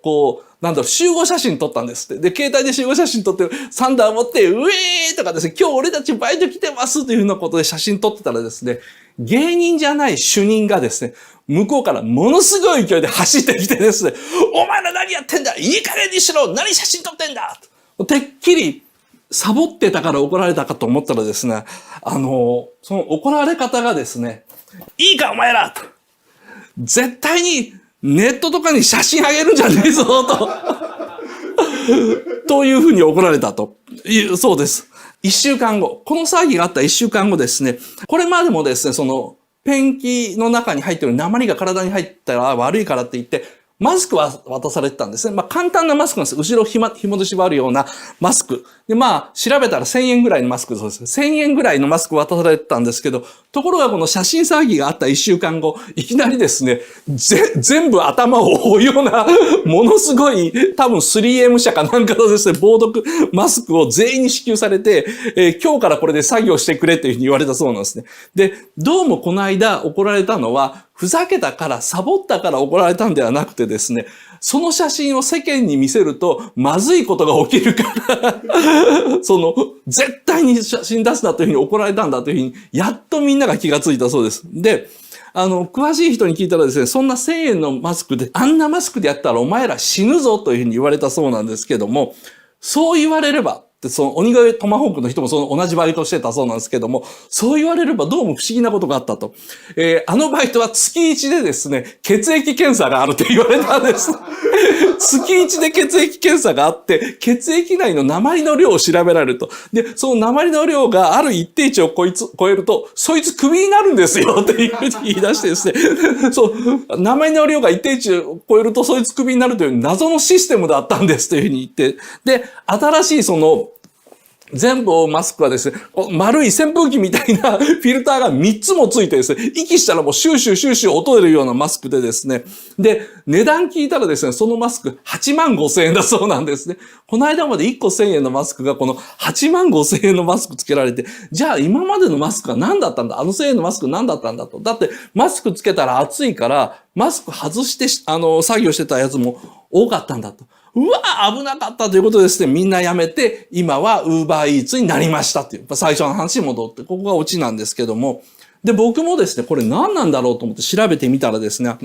高度成長時代からバブル期にかけて、1990年代ぐらいにかけて、首都高ですね、首都高の高速道路の、柱ですか、高速道路を支えてる柱、あそこあたりのですね、錆止め塗料として鉛入りの塗料が大量に使われてたんですよね。実は戦前から戦後、日本の輸出産業、戦後ですね。戦後日本の輸出産業を支えていたオキュパイドジャパン、占領下の日本のブリキのおもちゃもですね、鉛塗料だったんですよ。で、鉛塗料って食いつきが良くて発色が良くてっていうですね、もう本当に人体以外にはいいことまみれなんですよね。ただ、子供のおもちゃとしては最悪なんですよ。もう子供のおもちゃとしては、鉛のブリキのおもちゃって子供が遊んで舐めたりするから本当に塩毒がひどいんでですね、あっという間に生産中止になって、でそれからブリキのおもちゃっていうのは徐々に廃れていくんですけどもですね、首都高にはですね、鉛が入っている塗料を錆止めとして塗ってたわけですね。で、これがなんでそれを剥がさなきゃいけなかったのかというと、今、首都高の柱とか古くなってきて、表面のペンキが剥げて、風化してですね、粉になって散ってるんです。で、その粉になって散ってるので、実は首都高の風下にいる人たちの間で、徐々に血液の中に、鉛が溜まりつつあるっていうのが分かってきたのでですね、今一生懸命剥がす、その工事っていうのをやってるわけですね。で、腐食して飛び散っちゃってるわけです。で、アメリカではですね、血液中内にですね、だいたい5デシリットル以内、つまり 0.5 リットル以内にですね、50ミリグラムを超えるともう、鉛中毒の可能性があるということで、鉛暴露環境という、鉛がある環境から労働者外すというふうに決まってるんですけども、皆さんもですね、別に道路で鉛塗料で検索したらですね、僕が言ったようなデータとか記事、いくらでも出てくるんですよ。ただ、吉本芸人のバイトと結びつけたって書いてる人はまだいないのでですね、こんな話をした後になんですが、アベマ TV 日村は行くはですね、毎週こういうですね、面白い番組やってるんでですね、僕も見てるのでですね、ぜひ皆さんも一緒に見てはいかがでしょうかと。これがサンプル動画です。テレビで言った内容を僕が話しただけなんですよ。僕がやったのはですね、いわゆるアップ、デート版としてですね、ネットでちょっと道路鉛塗料で調べたですね、豆知識を入れただけなんですね。で、ネットやテレビでやってる番組って案外これぐらい面白いんですよ。で、これ話すだけで十分多分 YouTube の動画として成立するんで、今後ね、こういうコンテンツ増えてくると思うんですね。みんなが別に見てるような番組でも、スポーツの結果であってもそうですし、歌番組でもそうですし、バラエティでもそうですし、ニュースでもそうですよね。そういうのをですね、普通に話すと。で、芸人さんっていうのはもともと人の話とかを聞いて、ちょっと持って面白そうに話すのが仕事ですよね。じゃあ、芸人さんが人から聞いた話をちょっと持って面白そうに話すのが仕事ならば、YouTuber も同じようにですね、芸人さんが話した話をそのまんま面白くですね、話しても文句を言える筋合いではないと僕は思うんでですね、これからはですね、プロとしての誇りを持っている芸人さんはですね、お金があんまり儲からないテレビとかネット番組でですね、苦労することになるのでですね、動画資本論を理解している YouTuber は、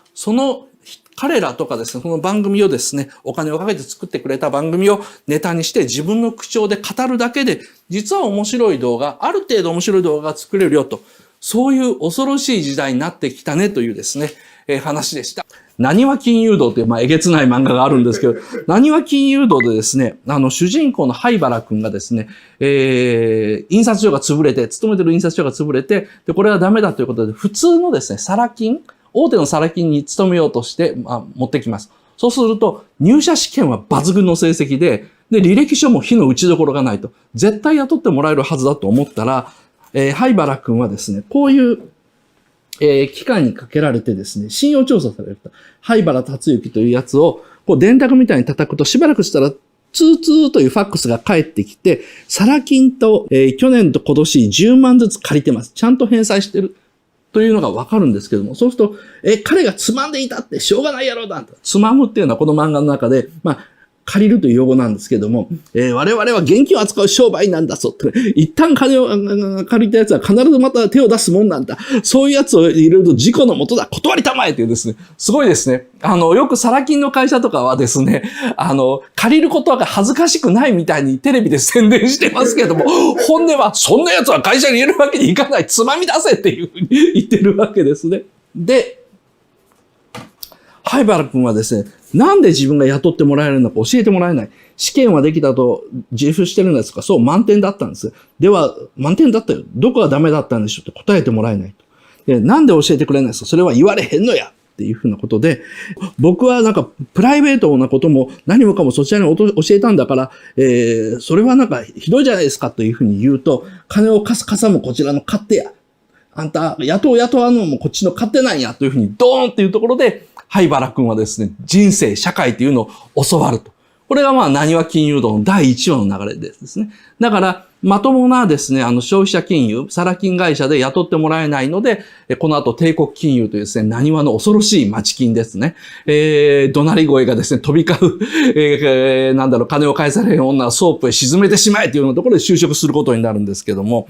これ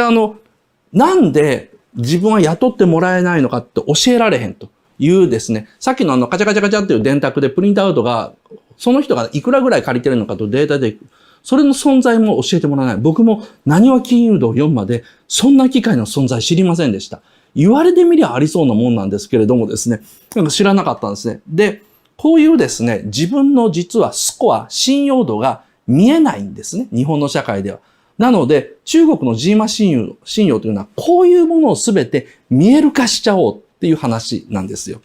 綺麗事や建前ではなく、社会の本音としていうふうに書かれてるんですけども、この社会の本音っていうのを扱おうとしているのが、僕が言うとこの評価経済であり、今回取り上げるジーマ信用、ジーマ経済でもあります。なにわ金融道はですね、もう一つ、第3話もお見せしたいんですけども、第3話でですね、300万貸してくれという客を灰原が見つけました。で、灰原の上司が、貸しますというふうに言うんですけど、まだ審査してないんですね。ところが、長女の雅子さんは29歳、区役所をお務めっていうふうなことで、声色が変わると。で、後にですね、その人のことを報告するときに、上司はですね、随分汚れとるの。汚れとるのというのは、例えば、家が抵当に入ってたり、抵当権が1番ついて、2番ついて、3番ついて、で、賃借権までこう出てると。で、おまけにサラ金でいろいろお金をつまんでると。100万一箇所、250万一箇所、300万一箇所というふうになってる。これを随分汚れてるなって言ってるんですけども、ところが、社長、雅子をつけたら、500万貸してくれますかと。その保証人につけたら、レンタ保証人につけたら貸してくれるかっていうと、かまへんがなというふうなことで貸してくれると。つまり、これもですね、実は、お金を借りる側には一切知らされてないんですね。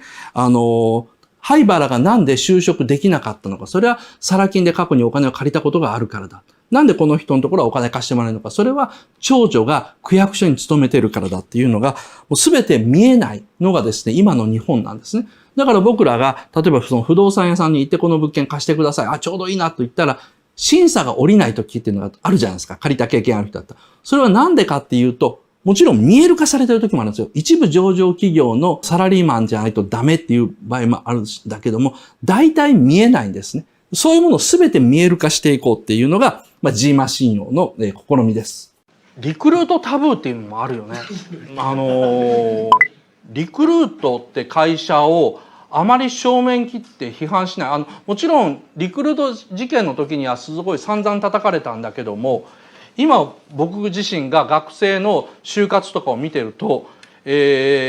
今日本に最大の害悪を流しているのは山口組系の暴力団でもなければ関東連合でもなくてリクルートだと思うんだけれども、なんだろうな、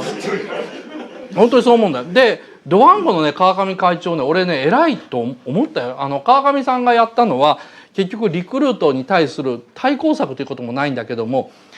ドワンゴに入社したい人は、入社申請するのにお金を取りますというような金を取るとしたらね、ニコニコだから2525円ね。あれ、なんか結局政府から怒られて、行政指導ってほどじゃないんだけども、来年からは控えてくださいというふうなことになって、で、川上さんはそれに対してインタビュー答えてて、あんなの今の就職活動とか就活っていうもの全部がリクルートの餌食になってるだけでしょと言っちゃえば、企業は学生とかを就職で呼ぶためにはリクルートの情報誌にお金かけて自分たちの会社情報を載せなきゃいけないと思ってるし、学生たちは学生たちでリクルートのサイトに登録して自分たちの就活情報というのを得なきゃいけないと思い込んでると。で、結局みんな苦しい思いをして、学生は就職しにくいし、あと人気企業にはなんか募集の何百倍何千倍も集中するし、誰もいいことがないと。誰もいいことがなくて唯一リクルートだけが儲けてる状態だっていうことで、川上さんやっぱ面白いのは、じゃあそれはリクルート批判ですかって、そうじゃないよと。そうじゃなくてリクルート以外が誰も儲けてないのがけしからんと。なんでリクルートだけを儲けるんだと。学生も損してる、企業も損してると。なんでリクルートだけが勝ってるんだと。みんなバカじゃないのかっていうような言い方をしてて、なんかそこら辺のね、バランス感覚がすごく面白いね、川上さん。だから結構ですね、僕はこれに関して応援したいなと思ってて、でドワンゴが2525円の入社申込金取るのはそれも面白いと思うし、入社試験にお金取っちゃうというのもね、そんなことをしたら、就職とか職業の平等性がなくなるっていうふうに政府は言うんだけど、あんなの嘘だよね。だったら大学の入試の時に金取るのやめすればいいんだよ。大学で入試で金取るじゃん。だって1万5,000円とか、昔5,000円とか何千円だったんだけど、今平気で1万円ぐらい入試で金取るよね。あれこそやめさせるべきだよ、文部科学省が。だってそれこそがなんだろうな、就職の自由のさらに以前の学問の自由というか教育の自由という基本的憲法の権利のところにお金かかるんだからいっぺんに大学いくつも受けれないという問題が発生してるんでしょ。で現に大学はその入試の時の金で儲けて、で経営を何とか持たせるところがあるわけだよな。だから国の指導っておかしいよね。でそこを誰も報道しない。こんなね単純な理屈を朝日新聞や NHK が気がつかないはずはないんだよ。絶対ないんだよ。絶対にそんなのね分かってるはずなのに、それを報道しちゃうと、じゃあ、学校問題どうなんのかとか、あと就職問題だったら、通産省の管轄なんだけども、学校問題だったら文科省とかいろいろあるのかも分かんないんだけども、本来言えば就職の自由というのがあるからドワンゴが指導を受けました、こんなことやってはいけませんねって言うんだったら、じゃあそもそも大学の入試に金取るのってどうなんでしょうって言わなきゃいけないのを言わないんだよね。ここら辺はね俺ずるいなと思って、これも広い意味での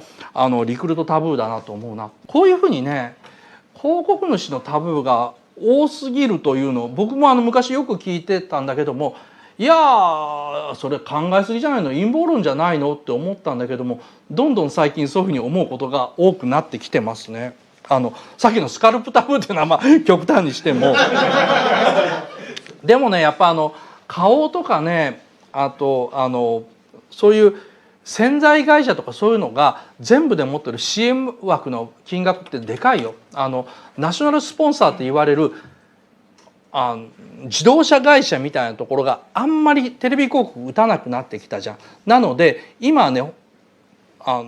恒常的にお金出して宣伝してくれるところが本当にね洗剤会社ぐらいになったんだ。で昔はいわゆるゴールデンタイムにはサラ金の CM 打たないみたいなものが民放の協定ということではないけど申し合わせであったんだけども、どんどんそれがなくなってきてレイクとかさ、そういうふうなものがゴールデンタイムで CM やるようになったじゃん。本当にね広告を出してくれるところが少なくなってきてるからタブーが発生するんだよな。うさんくさい裏芸能雑誌などで取り上げられる政財界関係者のみが利用できる芸能人を抱ける風俗店などの存在は非常に疑わしいです。もしもそのようなものが実在するのなら、横綱が谷町の斡旋でそのような女を抱いているはず。昔アラン・ドロンが日本にやってきてあてがわれた女は吉原の高級ソープでという話もあります。金で買える女の頂点は高級ソープが上限だとしたら、1日1000円ずつ貯めていけばどんなバカだって3ヶ月に1回程度なら抱けるので、大したものではないような冷めた見方でごめんなさい。もうコメント欄にね、そんなものを女の子に読ませるなっていうのがいやセクハラだって言うんだったらこの問題がセクハラだよ。吉岡勝さん41歳がセクハラなんだよ。でどこが質問だって書いてあるんだけども、多分この人は質問しながら自分の質問に答えちゃってるセルフツッコミの人だと思うんだけども、そういう店が本当にあるんでしょうか。いやあるとは思いません、ないでしょうっていうふうに言ってんだけども、なんだろうね、いやあるよ別に芸能人を抱ける風俗店だったら。ただその芸能人っていうランクがどんぐらいのもんかだよね。テレビに出たことがあるとかさ、モデルやってるとかそういう程度のやつだったら別にこんなとこでやらなくてもネットで検索してごらんよ。本当に芸能人本番でいいよ。そしたら芸能人本番ビデオが出てくるか分かんないから芸能人本番出張でもいいよ。だからそういうふうにして検索したら、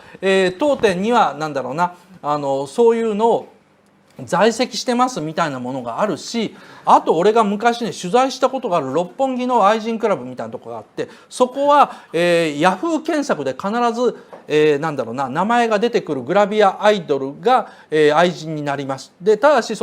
グラビアアイドルとかの名前を知りたいとか写真を見たい場合は入会金いくら払ってくださいって、入会金のランクがあって、入会金3万円ぐらいが一番下で、その上が10万円で、その上が入会金100万とか150万とかそういうランクになってんだ。そのランクによっていろいろ名前を見せてもらう。で僕取材で行っただけだからさ、もう一番安いやつしか見せてもらえなかったんだけども、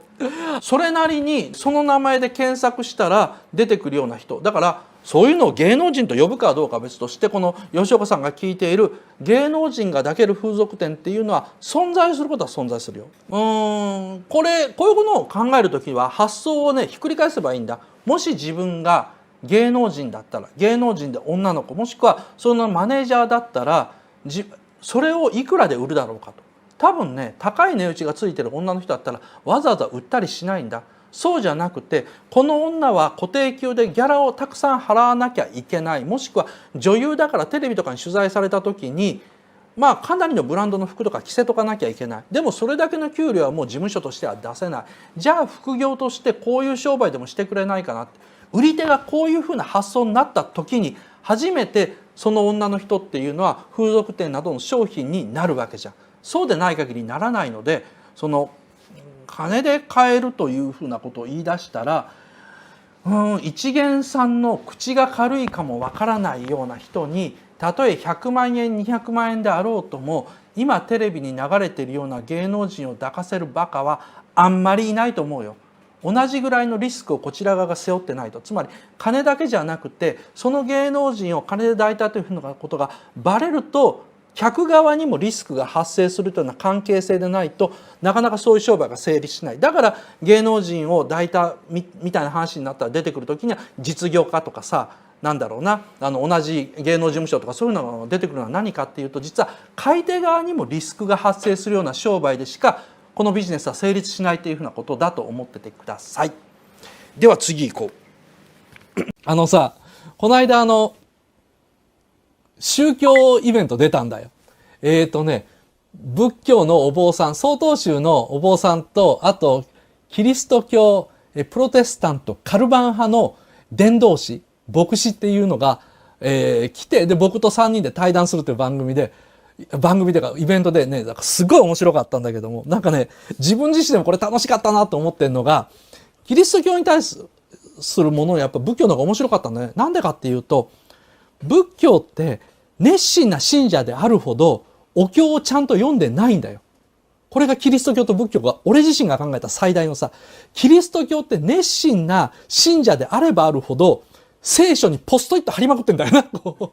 で、ここにはこんなことが書いてるっていうような、これみんなが考える宗教やってる人のイメージだろ。つまり、聖書を一生懸命勉強して、こうで、悩みがある、それは聖書にあるに違いない、聖書の中のどの言葉がこれだっていうふうに発見する。その瞬間に、それは聖書に書いてある言葉じゃなくて、神が私個人のこの2012年10月8日の私に向かって、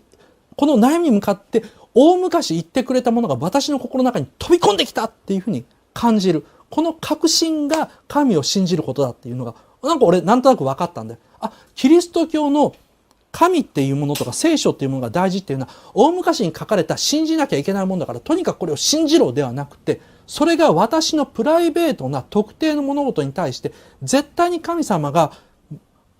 私だけに届けるように書いてくれたんだ。だから私の心にこんなに響くんだ。それはなんか僕らが、アニメのセリフとかで、坊やだからさ、とか、坊主、自分の実力で勝てるかと思うな、それモビルスーツだとか、みたいな、あんたバカでもいいんだけどさ、心に響くセリフってあるじゃん。ああいう現象が心の中に来た時に、人はエヴァを好きになったり、キリスト教を信じたり、神を信じたりする。そこの辺の感覚がすごく面白かった。つまり、必ずキリスト教というのは、その中心核には理解しきれないものを理解しなければいけない勉強っていうふうな路線が強くある。で、それに対して仏教っていうのは、熱心な仏教徒であればあるほど、朝な夕なにって言うんだけども、朝昼晩とお経を唱えるんだよ。で、そのお経の意味が考えたりとか、お経の内容を理解しようというのは、いい仏教徒じゃないんだよな。それは僧侶がやることであって、それは修行者がやることであって、それは禅僧がやることであって、いい信者っていうのは、どんな意味なんだろうって悩むことではなくて、とにかく毎日座ってお経を唱えることなんだ。でもキリスト教徒にしてみたら、それはチャーチゴーバーって言われて、ただ単に教会に行って祈ってるだけのやつで、キリスト教の真髄を理解しようとしてる。それは信者は信者なんだけどもっていうニュアンスになっちゃう。で仏教徒っていうのは、そういう風な形を完全に整えて、数珠をちゃんと買って、真面目に正座して、5分より10分、10分より15分、1日2回より3回、3回より4回、祈ってる人の方が正しい仏教徒だ。このなんか認識の差がめちゃくちゃ面白かったんだ。で、そこでね、なんか、キリスト教の人と話してて、そのキリスト教の伝道の人が、なんだろうな、萌えキャラの T シャツとか着てるんだよ。で、なんでそんなの着るのって言ったら、なんかその彼が、いや、二次元は裏切らないですからっていうふうに言ったんだよ。で、まあ、よく聞くセリフだよ。二次元は裏切らないからっていうのはよく聞くんだけど、ちょっと待てよと。お前がそれ言っちゃダメじゃないかって思ったんだけども、いや、二次元は裏切らないって言うんだったら、神様はゼロ次元だろって、ゼロ次元もっと裏切らないじゃねえかって思っちゃって、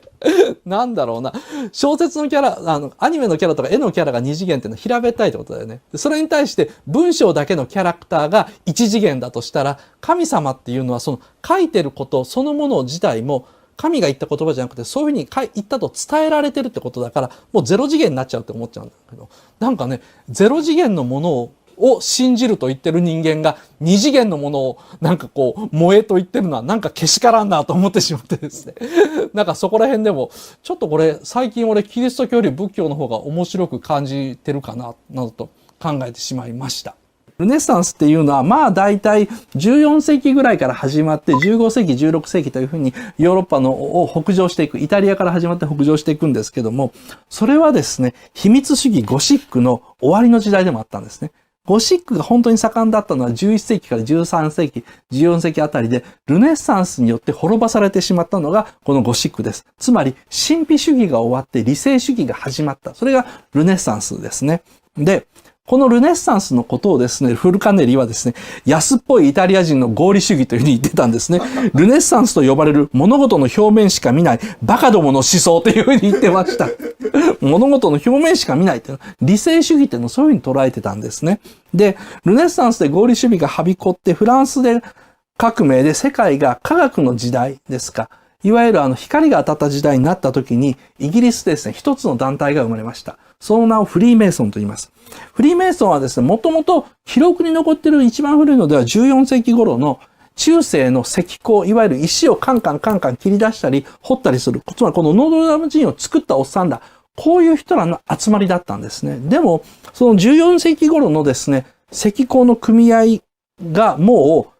う、ルネッサンスによってですね、石造建築というのがだいぶ減ってきたことによって、レンガとかの時代になったんですね。で、それが17世紀ぐらいになって、かなり後の時代になってですね、もう建築とか石屋さんと関係なくですね、貴族とか紳士とか知識人たちをどんどん入れようというムーブメントがあって、この時にフリーメイソンっていうのはですね、職人団体から友愛団体、つまり普通の組織にくら替えしたんですね。で、今回のポイントというのはですね、それら新しい、まあ、これを僕は2代目フリーメイソンと呼んでるんですけど、2代目フリーメイソンは今の流れにつながるフリーメイソンです。だから、今のフリーメイソンをどんなに調べても、中世のこの石を掘っていた錬金術のフリーメイソンは全くわかんないんですね。そうではなくて、もっと昔にあった初代フリーメイソンというのはどんな組織だったか。この初代フリーメイソンたちが、ノートルダム寺院を作った、ヨーロッパ各地の、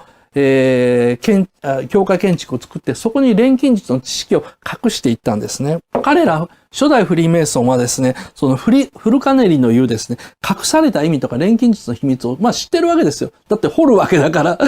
知ってるわけですよ。で、キリストっぽい、教っぽい、なんだろうな、デザインとか、あとストーリーに紛れて自分たちだけの秘密の知識っていうのを掘るわけだから、当然知ってなきゃいけないわけですね。で、なので、初代フリーメイソンっていうのは、錬金術とか、あとキリスト教以外の、なんだろうな、錬金術という神なんですかね。という、神を信じていたわけです。で、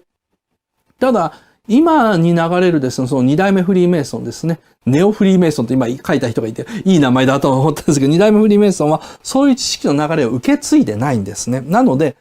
今のフリーメイソンって儀式とかが全部秘密なんですけど、あれ無駄なんですよ。無駄に秘密なんですね。現代のフリーメイソンというのは実はかなり博愛主義の団体です。例えば、これですね。フリーメイソンが世界を支配しているというふうに、証拠だというふうに言われるですね、1ドル札の裏ですね。これはプロビデンスの目っていうやつなんですけど、このプロビデンスの目っていうのは、これは我々がお前たちを見張ってるぞ、支配してるぞというふうに言ってるんですけども、実際はですね、これ理性主義なんですね。理性主義の象徴、あと教育の象徴として出てくるやつなんですよ。で、この上に書いている文字はラテン語でですね、神は我々の企てを支持されるっていうふうに書いてます。下の方にですね、時代の新しい秩序っていうふうに書いてるんですね。で、このピラミッドはですね、見てわかる通り、これ建築中なんです。建築中のピラミッドであって、アメリカという国を作り上げるっていうことを神様は支持しているという意味でですね、実はかなり理性主義のやつですね。で、なのでですね、フランスの人権宣言ですね。その人権宣言の版画にもですね、このプロビデンスの目っていうのはですね、書かれてるわけですね。で、これでわかる通りですね、かなりですね、理性の象徴というふうに言ってもいいんですけどね、現代のフリーメイソンは、これをシンボルの一つにしてるから、実際のシンボルは、石工時代の、コンパスとかなんですけど、この、プロビデンスの目もシンボルの一つに使ってるんですけど、それは何かっていうと、すべての人に教育をとかですね、この、世界全体に理性とか合理の光で照らして、変なまじないとか不合理なものをなくしていこうという、フリーメイソンというのはその意味で割とね、解明主義的な団体なんですね。秘密主義にする必要が全くないです。で、なんでそんな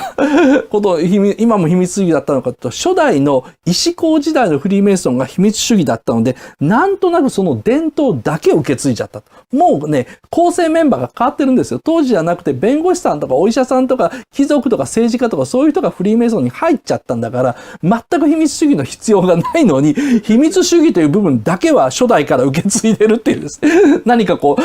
ネオアトランティスのような歪んだものを僕は感じてしまうんです。フリーメイソン、今のフリーメイソンは歪んでるって言ったらすげえ怒られそうだけども、なんかね、そういうちょっとね、歪みみたいなものを感じます。初代から秘密主義を受け継いで、二代目はですね、その初代のあった秘密主義ですね、っていうのをやめて、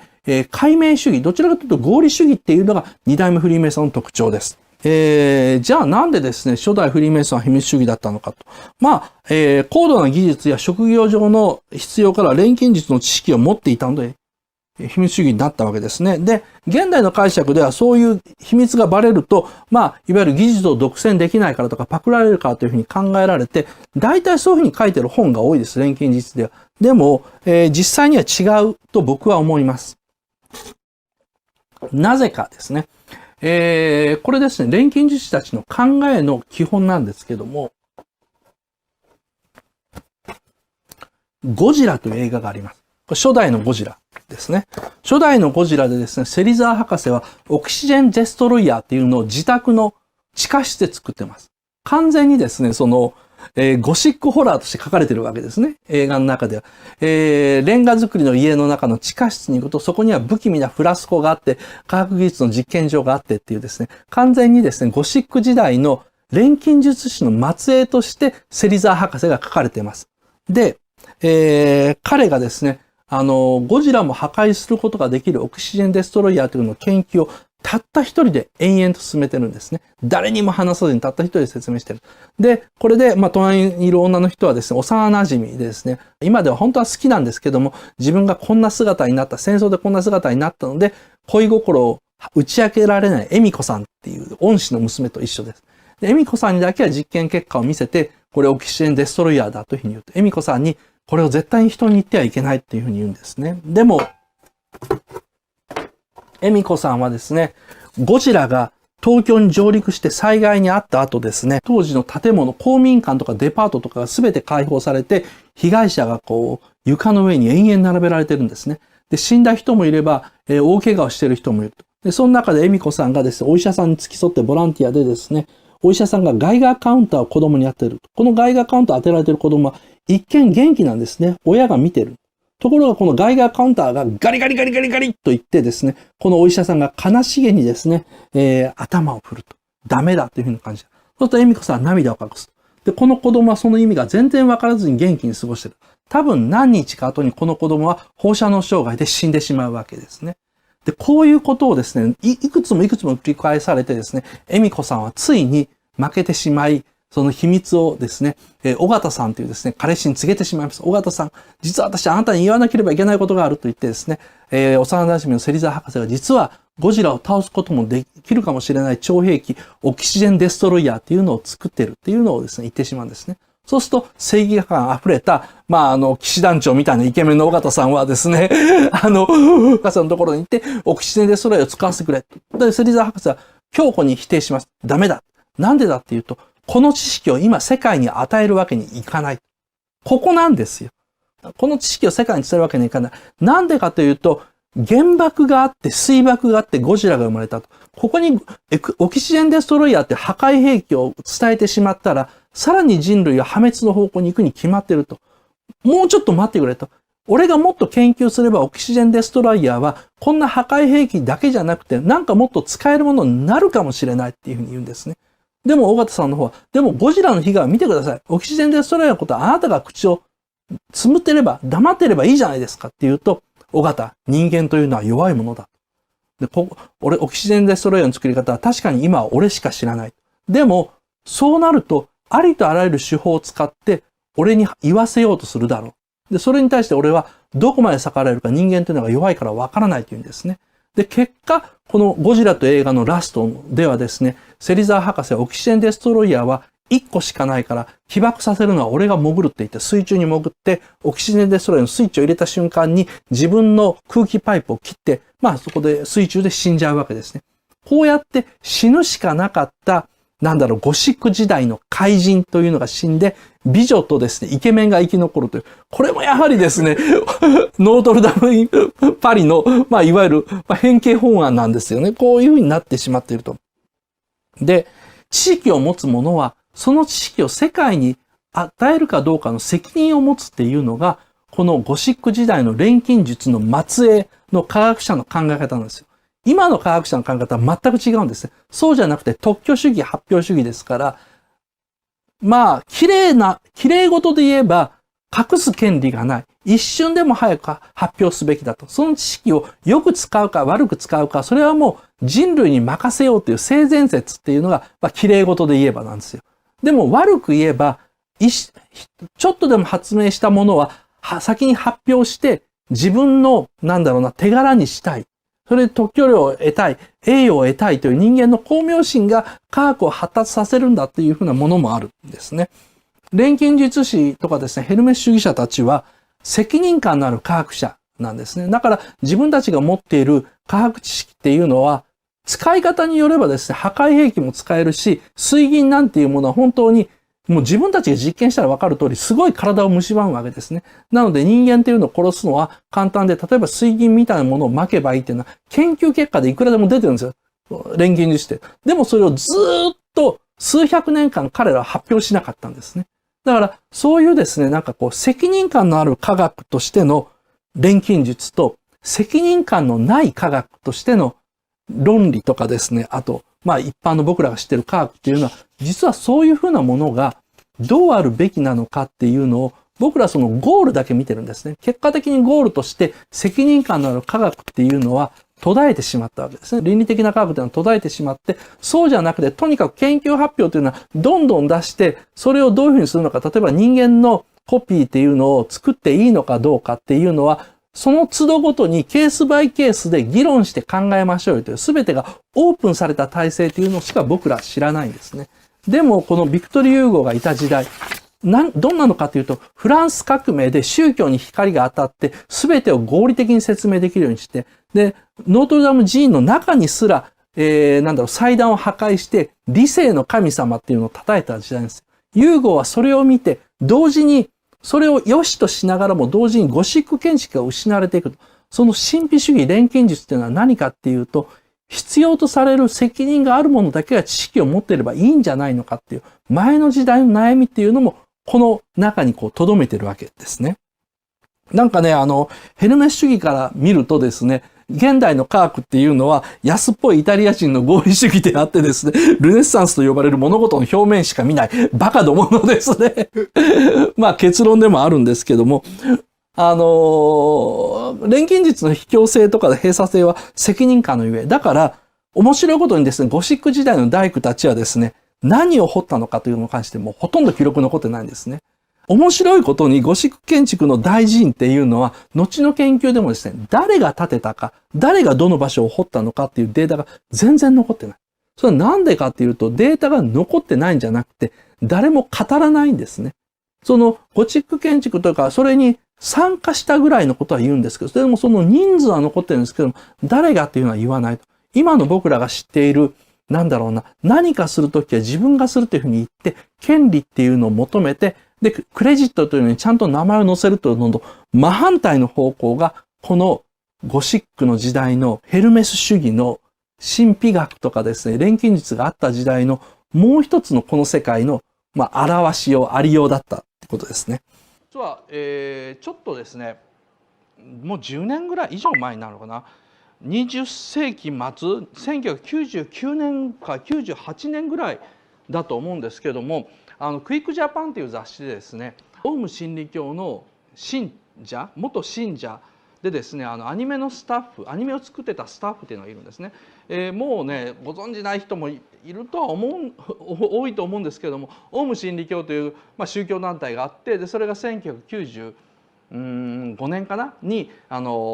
地下鉄サリン事件というですね、テロ事件を起こしたんだけども、それの少し前に、参議院にですね、日本全国から候補を出して立候補するというのをやってたりした頃にですね、オウム真理教ですね、アニメ作ってたんですね。で一番最初のアニメは、朝原将子、松本千鶴をですね、教祖をですね、沖田艦長みたいにした宇宙戦艦ヤマトっぽいやつだったんですけども、その後ですね、なんかこうブッダの一生的なものとかですね、あとはオウム真理教のですね、教団そのものをなんかドラマ化したようなものを作っててですね、マハポー社知ってる人がいるのはやっぱこの番組濃いよね。最近マハポー社知ってる人少ないねって話をしていて、マハポー社っていうのはですね、オウム真理教が逮捕された後で、今アレフっていう組織になったりですね、いろんなやつやってたんですけども、その頃秋葉原でですね、いろんなですね別事業をやってたんですね。でマハポー社っていうのはその中でパソコンを売ってたんだけども、オウム真理教関係がやってた唯一の良いことっていうふうに言われてですね、ものすごいですね DOSV マシンのですね価格が安かったんですよ。であれのおかげでですね、秋葉原のですねメモリ価格とかですね、あと DOSV の組み立て式のパソコンの値段がですねものすごく下がったというふうに言われてですね、なんかマハポー社っていうと知ってる人間だけにやりてするっていうのがあってですね、ちょっとすいません、それました。で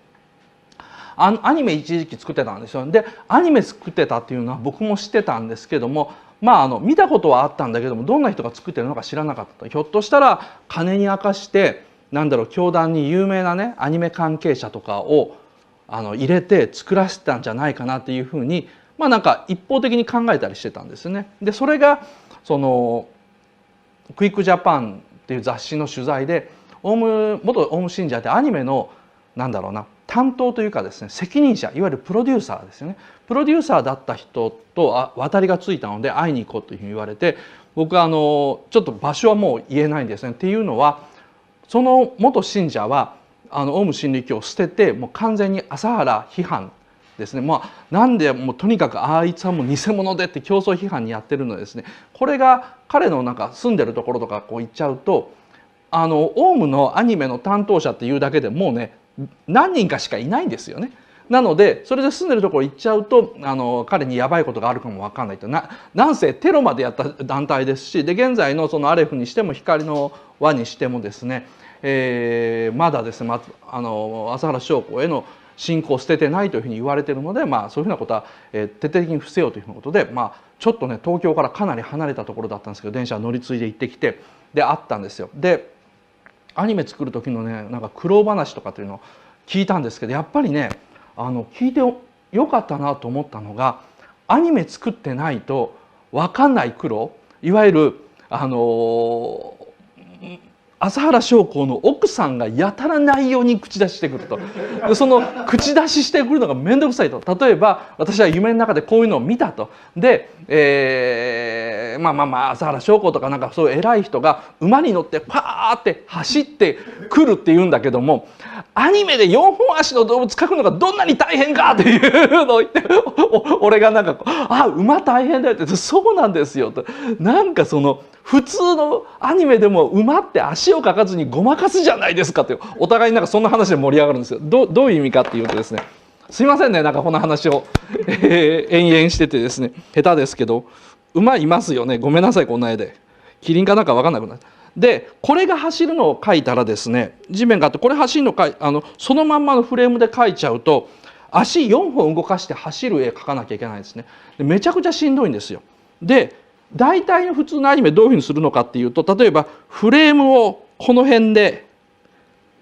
切る、つまりテレビにはここしか映らないって言って足を映さなかったり、または引きで描くときにここをものすごい草の茂みにしちゃうんですね。で草の茂みにして足元が見えませんっていうふうなことをやるんだけども、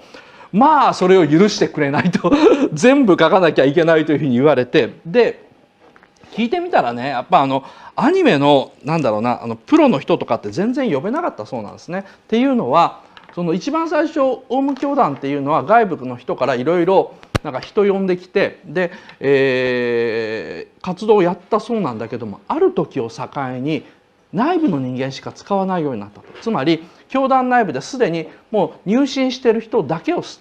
タッフに使えとか、入信している人だけを例えば運転手として使えみたいなことをいろいろ言われるようになったと。で後々考えてみると、ちょうど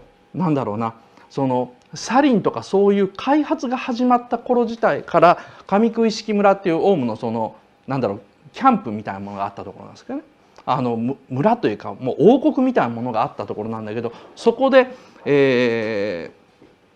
人を一切入れずにアニメを作るようになってきたと。だからこんな大変だったんだけど、具体的な細かい話をいっぱい聞いて、で僕の中ではそのオウム事件っていうのは、一つはもちろんその80年代後半から90年代前半のテレビのものすごいオウムの盛り上がりっていうのも見てきたし、なんか今オウム真理教というのをすごい批判しているマスコミが80年代後半から90年代にかけてオウム真理教のいかに味方をしてきてバックアップしてきたかっていうのを見てるんですよね。だから今の30代40代ぐらいの人にはなんかこう世間のですオウム真理教に対する扱いとかを見て、で例えば朝日新聞が昔戦争に対して太平洋戦争をやれと言って、で後になんかこう戦争に負けた後はなんかこう一億総反省みたいなことをやってたのを見て、バカじゃないかと。あと従軍慰安婦問題に関しても朝日新聞が火をつけて、その後でまた何とかっていうふうなことで朝日新聞にすごい批判集中してるところがあるんですけども、別にそれに限らずですね、本当に当時は民放各社がですね、そのオウム真理教の松本智津夫、朝原将校にしても上祐にしてもですね、引っ張りだこで本当にメディアに載せて、それのおかげで信者が増えたっていうものがあるんだけども、そういうふうなことをもう絶対に触れないわけですね。僕も今テレビに出て言う時にやっぱ楽屋とかね CM 中にはそういうふうな話するんだけども、やっぱ本番始まると当時実はマスコミはすごいオウム真理教を後ろから押してたよねっていうのはやっぱ全然言えないですね。幸福の科学とかとやっぱそこが違う。幸福の科学っていうのは最初から割と日本人っていうのは批判的な目で見て批判的な報道されてたんだけども、オウム真理教というのは逆にわざわざ経典もパーリ語っていう日本人が知ってる仏教っていうのはあくまでもう何百年も前に日本に渡ってきたものイコール、サンスクリット語で書かれたものが中国語に翻訳されて、その中国語を日本語に翻訳されたもので仏教というのを見てる。だから日本人っていうのは真言宗とか天台宗とか日本式の仏教っていうのを本流の仏教だと思ってるんだけども、とんでもないと。仏教の源流に行ったら割と日本人の仏教っていうのはどちらかというと世界レベルで見たら邪教って言ったらもう悪い言い方になったんだけども、かなり教義を解釈が強い、かなりそれてるような仏教だっていうのを感じる。感じなんですよ。でなのでオウム真理教のそのパーリ語を原点から翻訳したという触れ込みだったんですね。これも今調べてみるとそのパーリ語の翻訳自身もその戦前かな戦後すぐに出てきた研究書を単になんかこう朝原将校が古本屋かなんかで手に入れてそれをこう写して書いていったというのがだんだん明らかになってきたんだけども、とりあえずその頃のマスコミっていうのはそのオウム真理教が言う我々側の仏教が本来の仏教であって日本の今お寺とかを開いているような仏教っていうのがどちらかというと新興宗教なんだっていうのに割とねこうコロッとこう騙されたのがあったんですよね。そういうのをですねテレビではですね話せなかったのですね、今ですねちょうど地下鉄サリン事件から何周年とかですね、あとオウム真理教からちょうど20年経った今というふうなことで最近こうテレビで総括が始まってるんですけども、あんまりそういうふうなことが、テレビの現場では言われないなというふうに思いました。1945年のですね8月6日広島に世界初の原子爆弾リトルボーイが落とされました。でこれですね、この間関西の番組でムアカさんっていうですね、元鈴木宗男のですね秘書をやってたアフリカの方ですね、コンゴ出身の方に聞いたんですけども、広島と長崎に落ちた、原爆のですね核物質っていうのはですねコンゴから取れたそうなんですね。当時コンゴっていうのがフランス領でフランスから流されたというふうなことらしいんですけども、なんか日本とコンゴの縁は深いということでそんなところにまでなんかこう縁があったのかというふうに思っちゃうんですけども、じゃあなんで日本にアメリカは原爆を落としたのか、ちょっと後半ちゃんとゴジラにつながるのでですね少し我慢してきてください。なんで日本に原爆を落としたで僕らはですね8月6日が近づけばその度ごとに何かこの哀悼の意を捧げてですね、でこんなことは二度と起こさないと思ってで誰が悪いのかというのを考えるんですね。でよく言われるのがそのアメリカはもう戦争に勝ってるのに原爆を落とした、それは東洋人に対する蔑視があるからだという人もいますし、戦争を終わらせたという人もいます。確かにアメリカに行くと原子爆弾に反対するというのはちょっと変わり者なんですね。なんでかっていうと第二次大戦っていうのはその後のベトナム戦争とか湾岸戦争とかに比べたら圧倒的に正義の戦争だったからだっていうのが一般的なアメリカ人の解釈です。ファシズム政権ですね、世界をファシストの手から救った良い戦争だったっていうのがですねそのアメリカ人の考えです。でなんでそんなことになるのかっていうともともとですねダウンフォール作戦というのがあったからなんですね。ダウンフォール作戦というのは何かっていうとですね、日本の本土侵略作戦ことです。でアメリカはですねこれをですね1943年のですねカイロ会議っていうところがあったんですけども、その時からですね覚悟してたんですね。ダウンフォール作戦、これは、広島長崎に次いで日本本土に何発も何発も原爆を落としてですね、でサリンなどの化学兵器をですね大量に無条件にばらまいた上でですね東京に侵攻しようというのがダウンフォール作戦です。で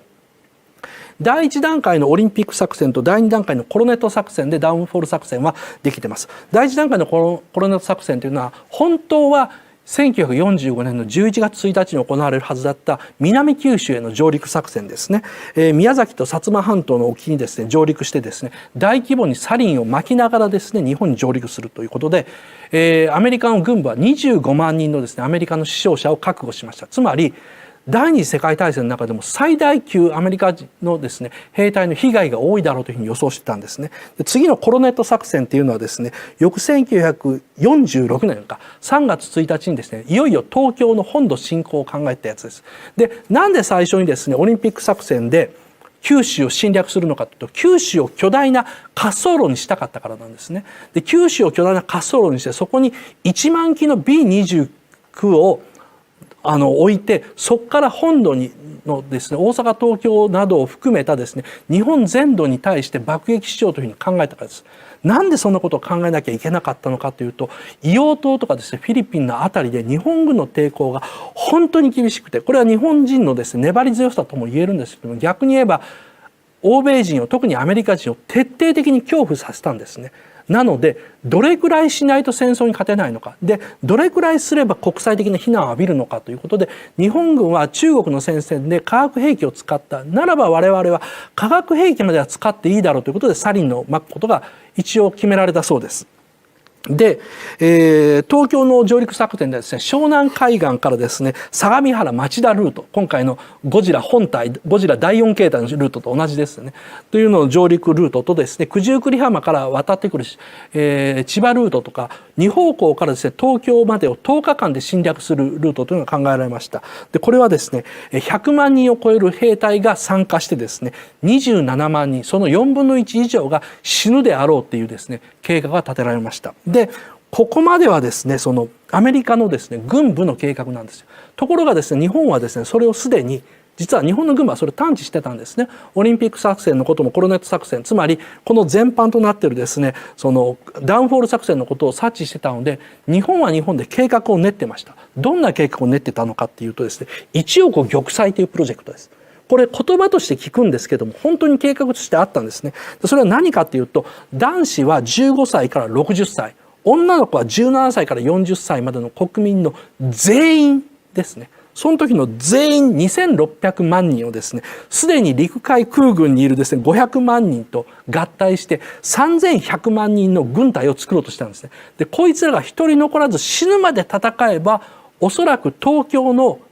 いわゆる軍の中心部だけは守れるだろうというのが1億玉砕作戦です。アメリカのですね、将兵、いわゆるオリンピック作戦のですね、25万人とコロネット作戦の27万人、合計52万人の死傷者予想に対して、日本というのはですね、3100万人ぐらい死ぬ覚悟があれば戦えるだろうっていうので計画してたんですね。で、ピリッツァー賞を後に受賞するですね、デビッド・ハルバースタムはですね、その著書の中で、その時のトルーマン大統領の側近の政治家たちや軍部の25万とか27万というですね、損害を全く信じてなかったそうなんですね。おそらく500万人ぐらいのアメリカ人の兵隊が死んだろう。500万人のアメリカ人を犠牲にして、1000万人以上の日本人を殺して戦争をして、その後和平だ降伏だと言って何の意味があるのかということで、原子爆弾の使用というのが選択肢に上がってきたと。で、そのどうやって日本を降伏させるのかというので、アメリカは3つのプランというのを常に用意したい。1つ目は何かというと、原子爆弾で日本人の気持ちをくじくです。2つ目はですね、そのダウンフォール作戦ですね。今言った50万人かもしれないし500万人かもしれないアメリカ人の兵隊を殺して、日本の本土侵略というのをやる作戦。もう一つはですね、ソ連に対して、外交交渉させてですね、ドイツが降伏をしたら3ヶ月後に間髪入れず、日露不可侵条約を破って日本に参戦してくれということなんですね。で、よく日本人はですね、その第二次大戦が終わって原爆が落ちたらすぐソ連が攻めてきたから、あれはソ連の裏切りだと考えてるんですけど、それは半分本当なんですけど、もう半分はですね、トルーマン大統領、その前のですね、ルーズベルト大統領から延々言われてたですね、とりあえずソ連は国際条約を破ることになっても日本に侵略をかけてくれというような依頼だったんです。ところが原子爆弾のですね、成功ですね、つまり、原子爆弾の元になったですね、トリニティ実験というのがですね、1947年の7月16日にあったんですけども、このトリニティ実験でアメリカのですね、ロスアラモス研究所がですね、ネバダ砂漠で人類初の核反応に成功しました。で、このニュースを聞いた瞬間にトルーマンは手のひらを返したようにソ連に対して、いや別にソ連は日本に無理やり攻め込まなくてもいいよというふうに言ったんですね。つまり核兵器を手にしてこれは日本は降伏するなと思ったので、ダウンフォール作戦必要ないしソ連の参戦も必要ないだろうというふうに思って核兵器の使用に踏み切った。ところが核兵器の使用に踏み切ったらその翌々日ぐらいにソ連が急に攻めてきちゃったので、戦後日本っていうのはですね、ちょっと微妙な歴史の闇に挟まれるようになっちゃったんですね。こういうことがあったのでですね、アメリカ人はですね、どうしてもですね、日本っていう国はあの時に普通に原子爆弾を使わなかったらアメリカ人が何人死んだか分かんないし、それは広島長崎でいっぱい死者も出ただろうし、人道的かどうかと言われたら言い返す言葉もないんだけども、でもダウンフォール作戦よりマシじゃないかっていう意識が加害者側のアメリカにはどうしてもあるんですよね。で、それを被害者側の日本っていうのはどう受け止めていいのか分かんない。だからといって広島長崎仕方がないですねとは絶対言えないし、勇気にもならないし、悲しいし腹が立つしなんですけれども、じゃあオリンピック作戦、ダウンフォール作戦がいいのかっていうといいはずがない。じゃあそもそも日本が先制攻撃してきたんだろうっていうふうに言われると、もう本当に考えようがないブロックに入っちゃうんですよね。岡田さんには悪いが、月に到着したかどうかの真偽は、あれ以降人類が全く月に行ってないことが答えだと思う。ああ、メルティローズさん、あれですね。人類は月に行ってない論の方ですね。で、その証拠というのは何かっていうと、あれ以降人間は結局月に行ってませんよね。つまり、そんなことしてなかったという、それがもう何よりの証拠じゃないかということなんでしょうね。まあ、これはもう簡単で、ものすごい金かかるんですよ。月に行くには、使い捨てのですね、1段目、2段目、3段目ロケットをどんどん使い捨てて、ものすごいですね、速度を出すしかないんですよね。地球の周りを回る宇宙ステーションに行く速度ではとてもまだいけないんですよ。とんでもない地球重力を脱出して月軌道に乗って月軌道からさらにもう一回噴射して減速して月に降りるだけの燃料でもう一回地球に帰ってくるだけの燃料を全部持っていかなきゃいけないので一回のミッションでですね、今の宇宙開発よりずっと予算がかかるんですね。ずっと難しいことはないです。技術的にはもう本当に枯れた技術です。だから、何が言えばいいのかな。若い頃は体力ができてなんぼでも無茶できたアメリカというですね、ベトナム戦争の闇をですね、何度か覆い隠そうとして、国民の間からもう人種差別運動で、ベトナム戦争どうなるんだっていう付き合いがある中で、ニクソン政権が、とりあえず今国民を黙らすにはこれしかない。はい、月着陸ですっていう、なんかこう、ケネディがぶち上げた花火みたいなのに乗って、無制限の予算をぶち込んで、アメリカが一番景気良かった時代に、今みたいにですね、アメリカの、経済的繁栄を Google とか Apple とかですね、いろんな IT 企業が政府からですね、税金を払わずに取っていた時代じゃないんですよ。アメリカと政府がたっぷり税金を取っていた。で、アメリカという国が若くて、景気が良かった時代なんですよ。その時に予算無制限だからできた、もう本当に体力勝負みたいな、金勝負みたいなのがアポロ計画、月着陸計画なんですね。だから、もちろん今やろうと思ったらできますよ。できるんですけども、なんでやってないのかっていうのは金がかかるから。あと、当時、バリバリの技術者だった人たちが、もう本当に引退しちゃったから。いや、技術なんかそれは当時の資料を読めばいいじゃん。当時の実験結果残ってるだろうって思うかもわかんないんですけども、その資料を読み取るですね、宇宙計画のことだけ若い頃から考えたバリバリの若手の科学者、技術者たちがですね、もう全員引退してですね、そこからですね、宇宙開発なんてアメリカではろくに予算ついてなかったわけですね。未だにあんまりついてないんですけども。なので、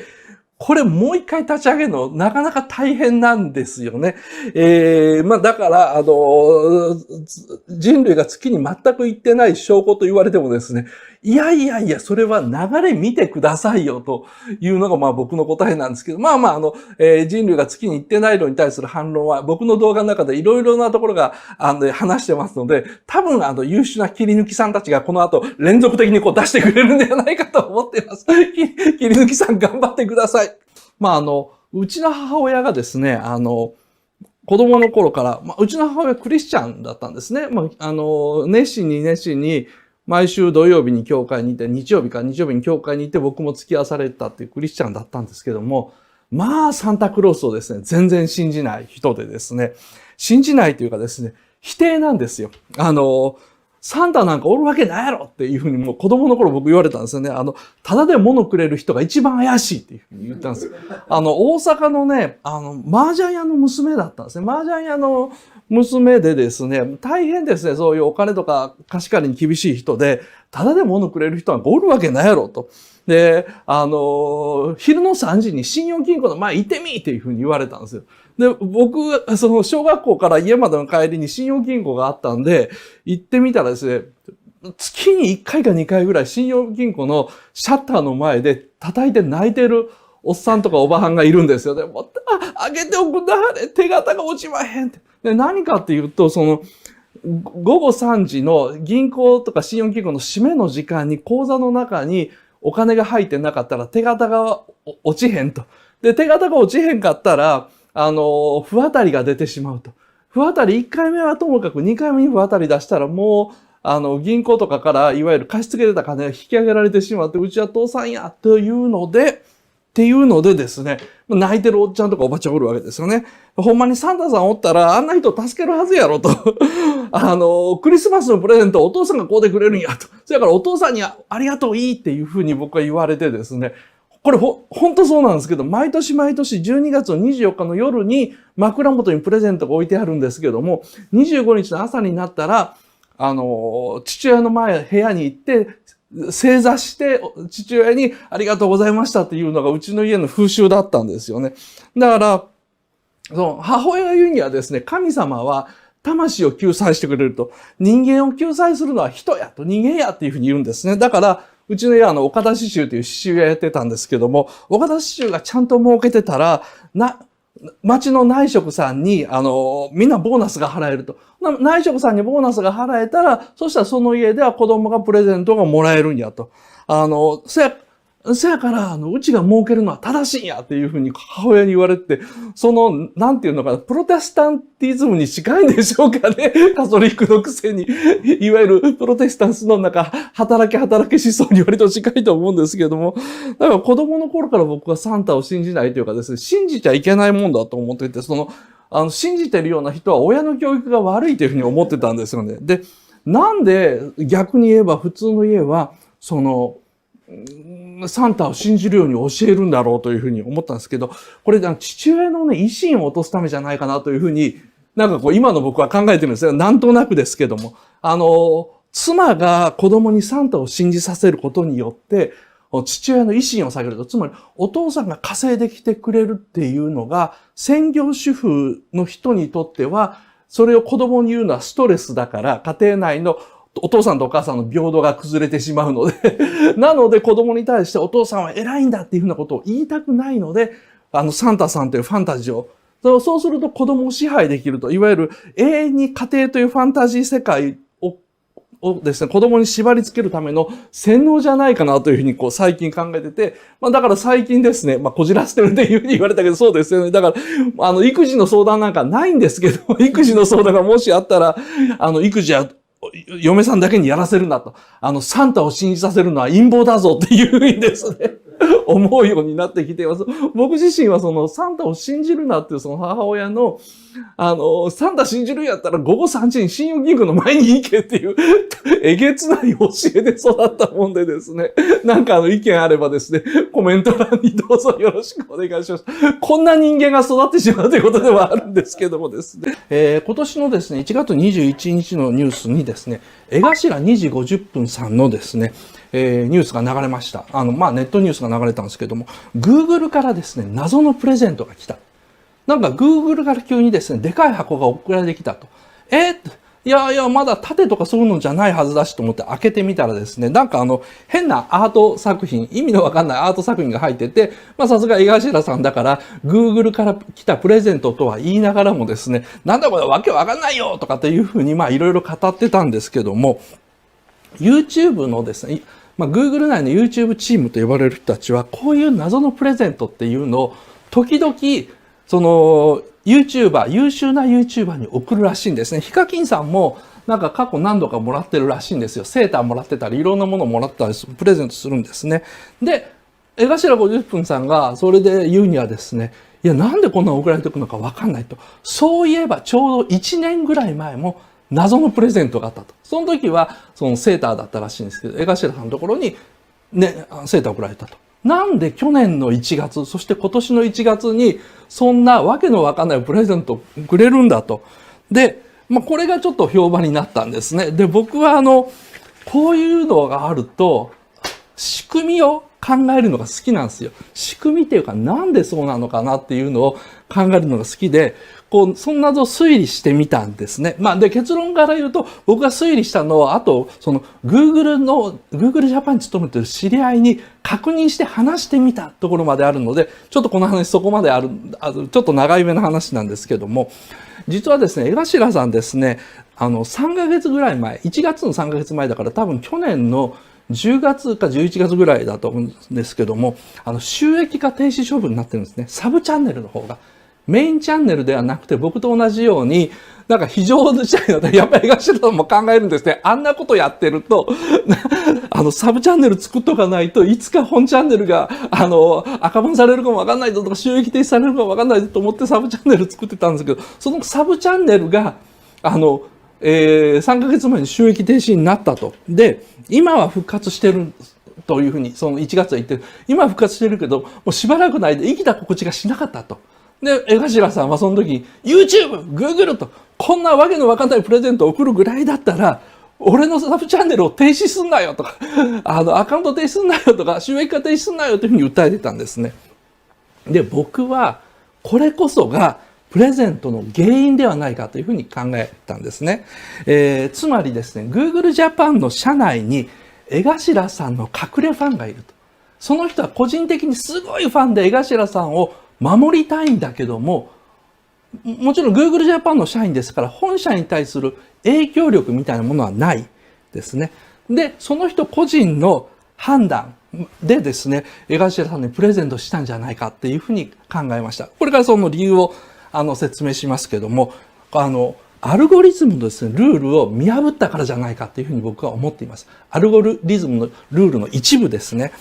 収益停止とかアカウント削除っていうのは最初に言ったようにですね、Google USA、アメリカ本社で決められた謎のアルゴリズムでですね、自動的に行われているんですね。で、それはですね、多分 YouTube 本社内の数人または十数人ぐらいのチームでアルゴリズムを考えて組んでいるわけなんですけどもですね、江頭さんの動画というのはもともとアルゴリズム的に言えば、いつ削除されてもおかしくない、いつ収益停止をされてもおかしくない、多分ギリギリだったんですよ。で、ギリギリで、今のところセーフだったんですけども、なのでその Google Japan 内の今回プレゼントを送った謎の隠れファンですね、X 氏。いつも多分江頭さんのことを心配してたと思うんですね。で、しかしですね、このアルゴリズムの変更ができないし、何よりこのアルゴリズムの細かい何がダメで何が OK かっていうのは Google Japan の社員ですらわからない。というか本社の社員でもわからない。そのチームしかわからないような仕組みになってるんですよ。なので、江頭さんのアカウントを守るために何ができるのかっていうとですね、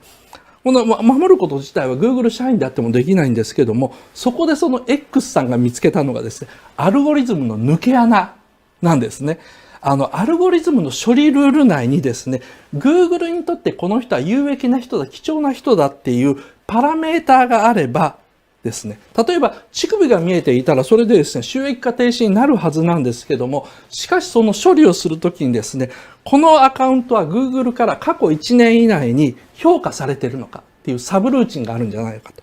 で、これがイエスなんだったら、いきなり削除ではなく警告という軽いものになるか、そういう軽い処理ルーチンになるか、または収益停止処分にするかどうかは1年後にもう一回判断しようっていうようなサブルーチンに切り替わるんじゃないのかというふうに僕は思いました。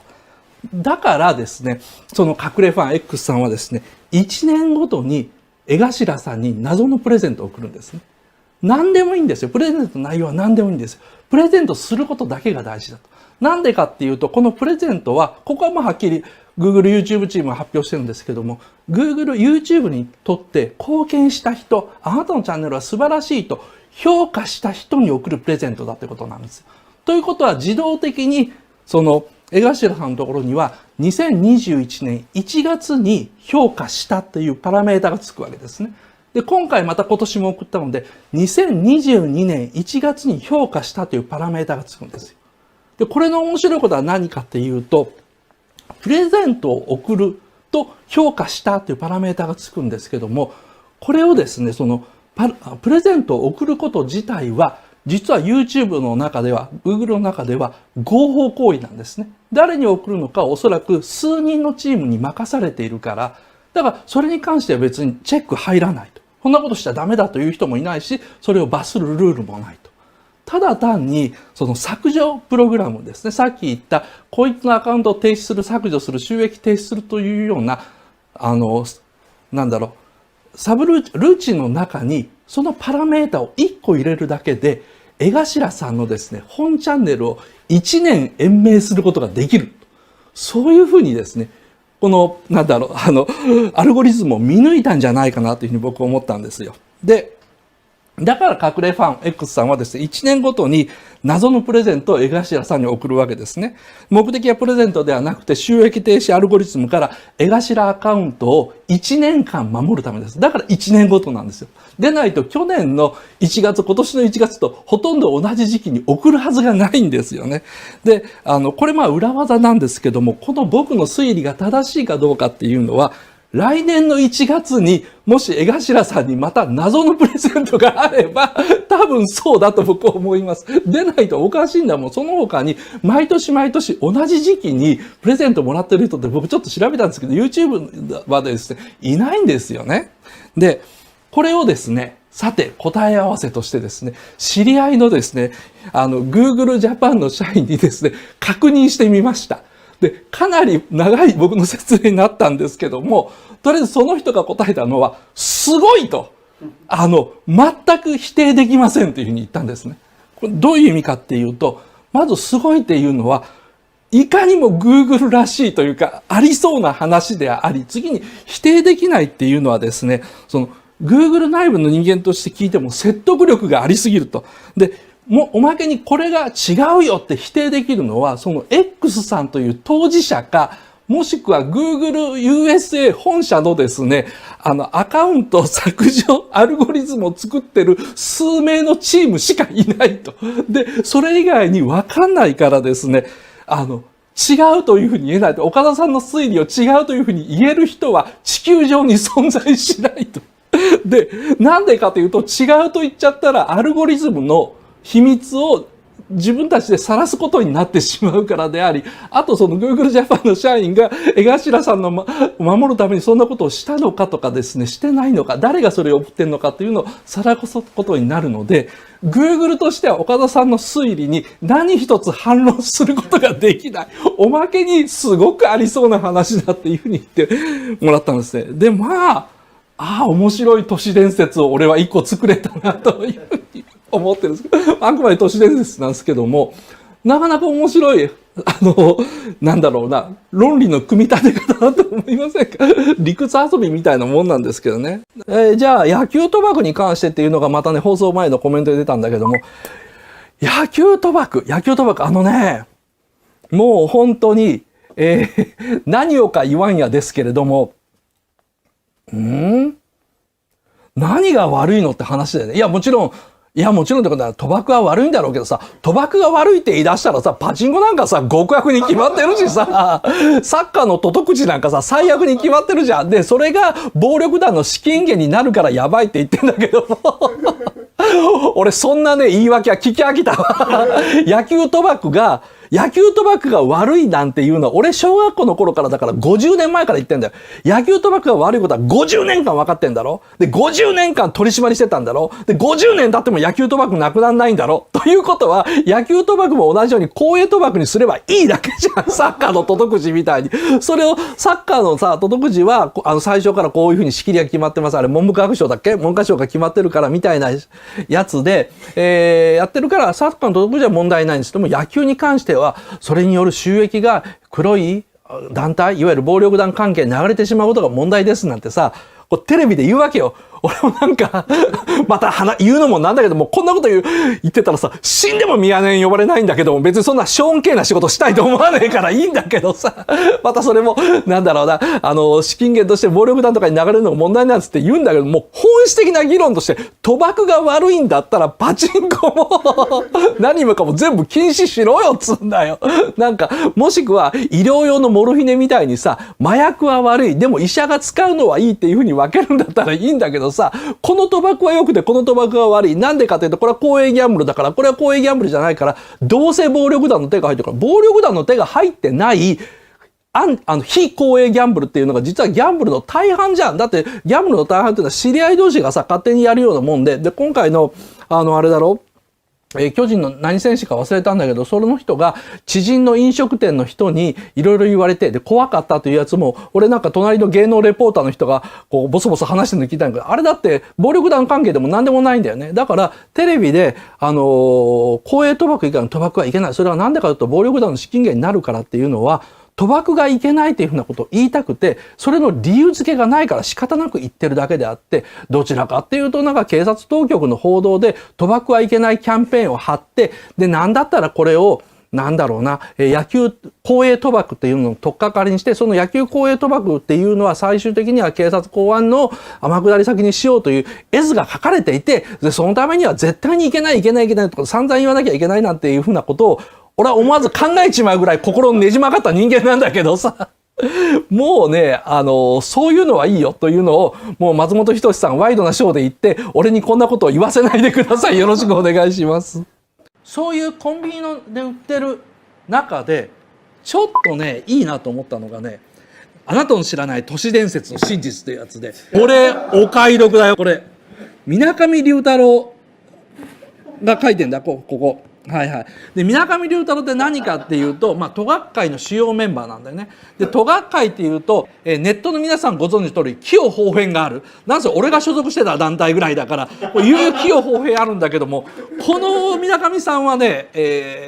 なんだろうな、知識もあれば、出力もあるっていうですね、すごいバランスが取れた、もう本当に都学会の4割打者みたいな人なんだ。で、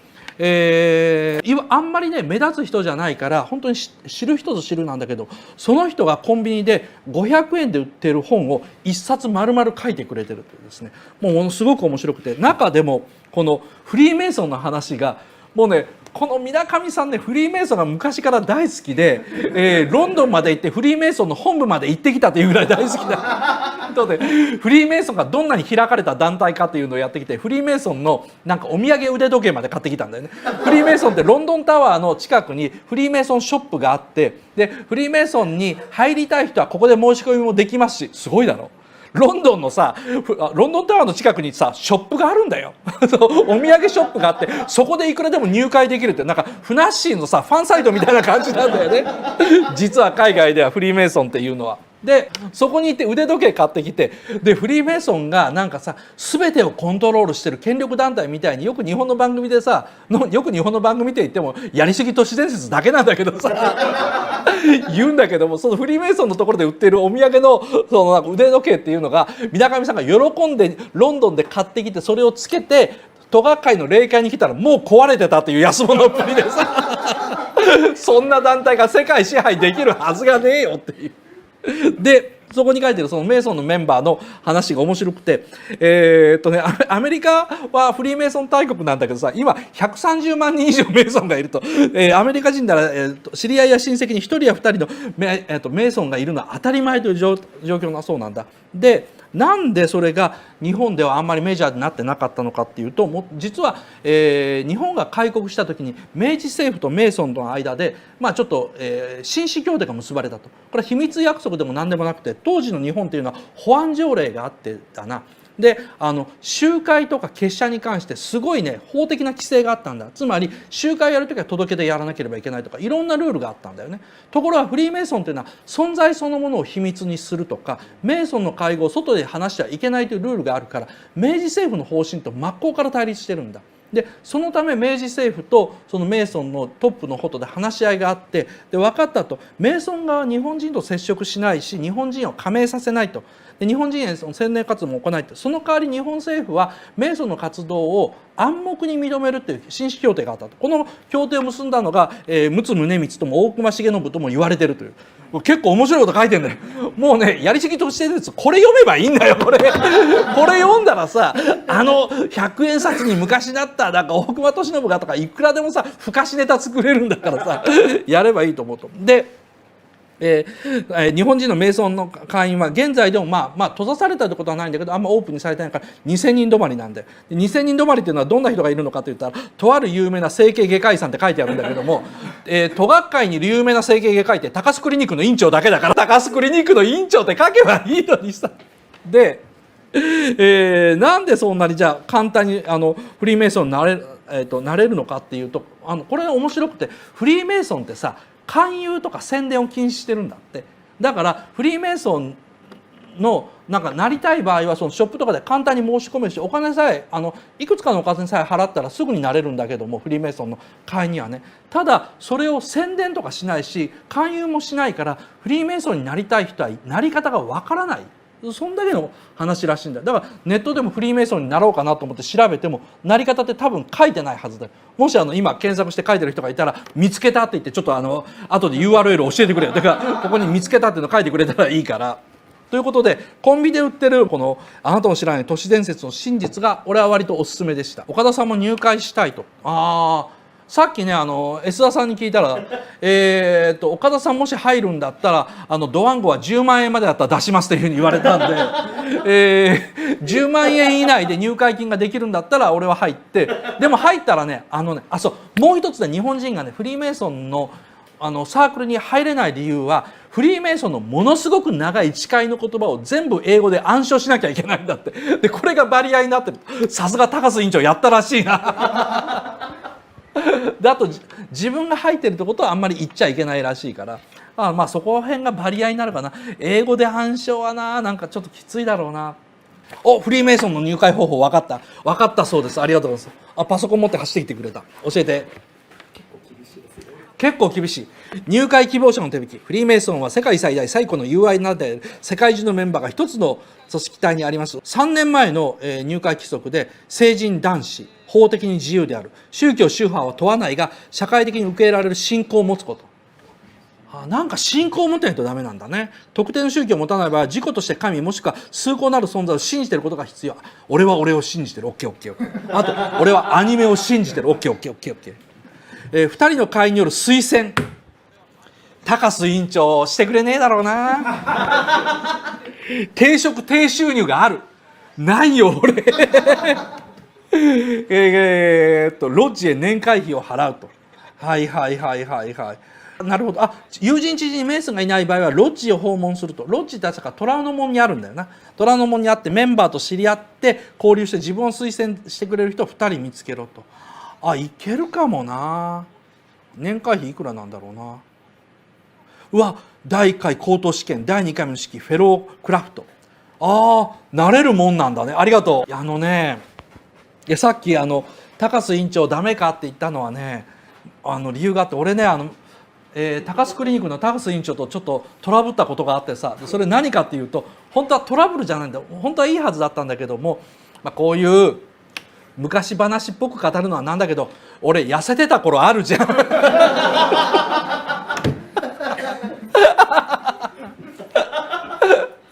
痩せてた頃あるじゃん。ですごい痩せた時に、体重65キロぐらいになっちゃった時があったんだけども、65キロの時ってさすがに顔が老けるんだよね。で、痩せた次は美容整形しましょうというふうに言われて、俺が面白いと、じゃあ取材で行こうというふうなことになって、新潮社の仲介で高須クリニック行ったんで、高須クリニック行ったら顔写真で撮られて、で、パソコンのすごいいいやつで顔拡大されて、岡田さんの顔はここのところをリフトアップして、で純金の糸を入れてここの部分をリフトアップして、骨とか削らなくて大丈夫ですっていうふうに言われてパッパッパッとやられたら、ほらあっという間に30代前に見えますよっていうふうなこと。でもねその結果出てきた顔が安物の若手芸人みたいな顔だったんだね。空手家のね入江そっくりになったんで、俺が顔をリフトアップしたら、で俺にそれを進めてる高須委員長もよく見たら空手家の入江によく似てるんだよね。ででも若返るっつうのはいいかなと思って、じゃあちょっと持って帰って考えさせてください、1週間考えさせてくださいって言ったんだよ。で1週間考えてる間に高須委員長はさものすごい彼好意で役員会開いてくれたんだ。役員会では何かっていうと、これ高須クリニックでやるに関して岡田さんの手術というのは総額170万から240万かかると。でこれをその新潮社の仲介で無料でするという。言っちゃえばすごいいい話はいい話なんだけどさ、で整形手術とかで例えば有名人とかさそういう宣伝になる人だったら無料でやるって当たり前のことだというふうに思うじゃん。でも実際そんなことがなくて、向こう医療法人だからさ無料でやるなんてケースなんてもう本当にないんだよ。だからそれを通すために高須院長はもう自分の病院であろうとも法人組織だからさ、いろんな人の OK 取らなきゃいけないんだ。でやったんだけども、なんでそんなの無料でやんなきゃいけないんだ。だから出版社の協力って言ってもなんでだっていうふうなことを散々説得して揉めに揉めて、最後取締役会でもう激怒して、うるさいと、俺がやると言ったらやるんだって言って、もう取締役会を大反対の中、岡田敏夫を無料で整形手術するっていう決断を出した時に、その頃に俺がビビって、やっぱりやめますって言ったもんだからさ、高須委員長、本当に怒ってさ、怒って病院に入院したんだよ。で、病院に入院したって聞いて、新潮社員だから聞いて、原因なんですかって言ったら、岡田さんの一件で怒って入院したそうですって聞いて、世の中に怒って入院する人っているんだ。俺はもう高須委員長の顔なんてもうさ、もう申し訳なくて見れないからさ、フリーメイソンの会にね、今更相談してくれなんて、推薦してくれなんて言えないよね。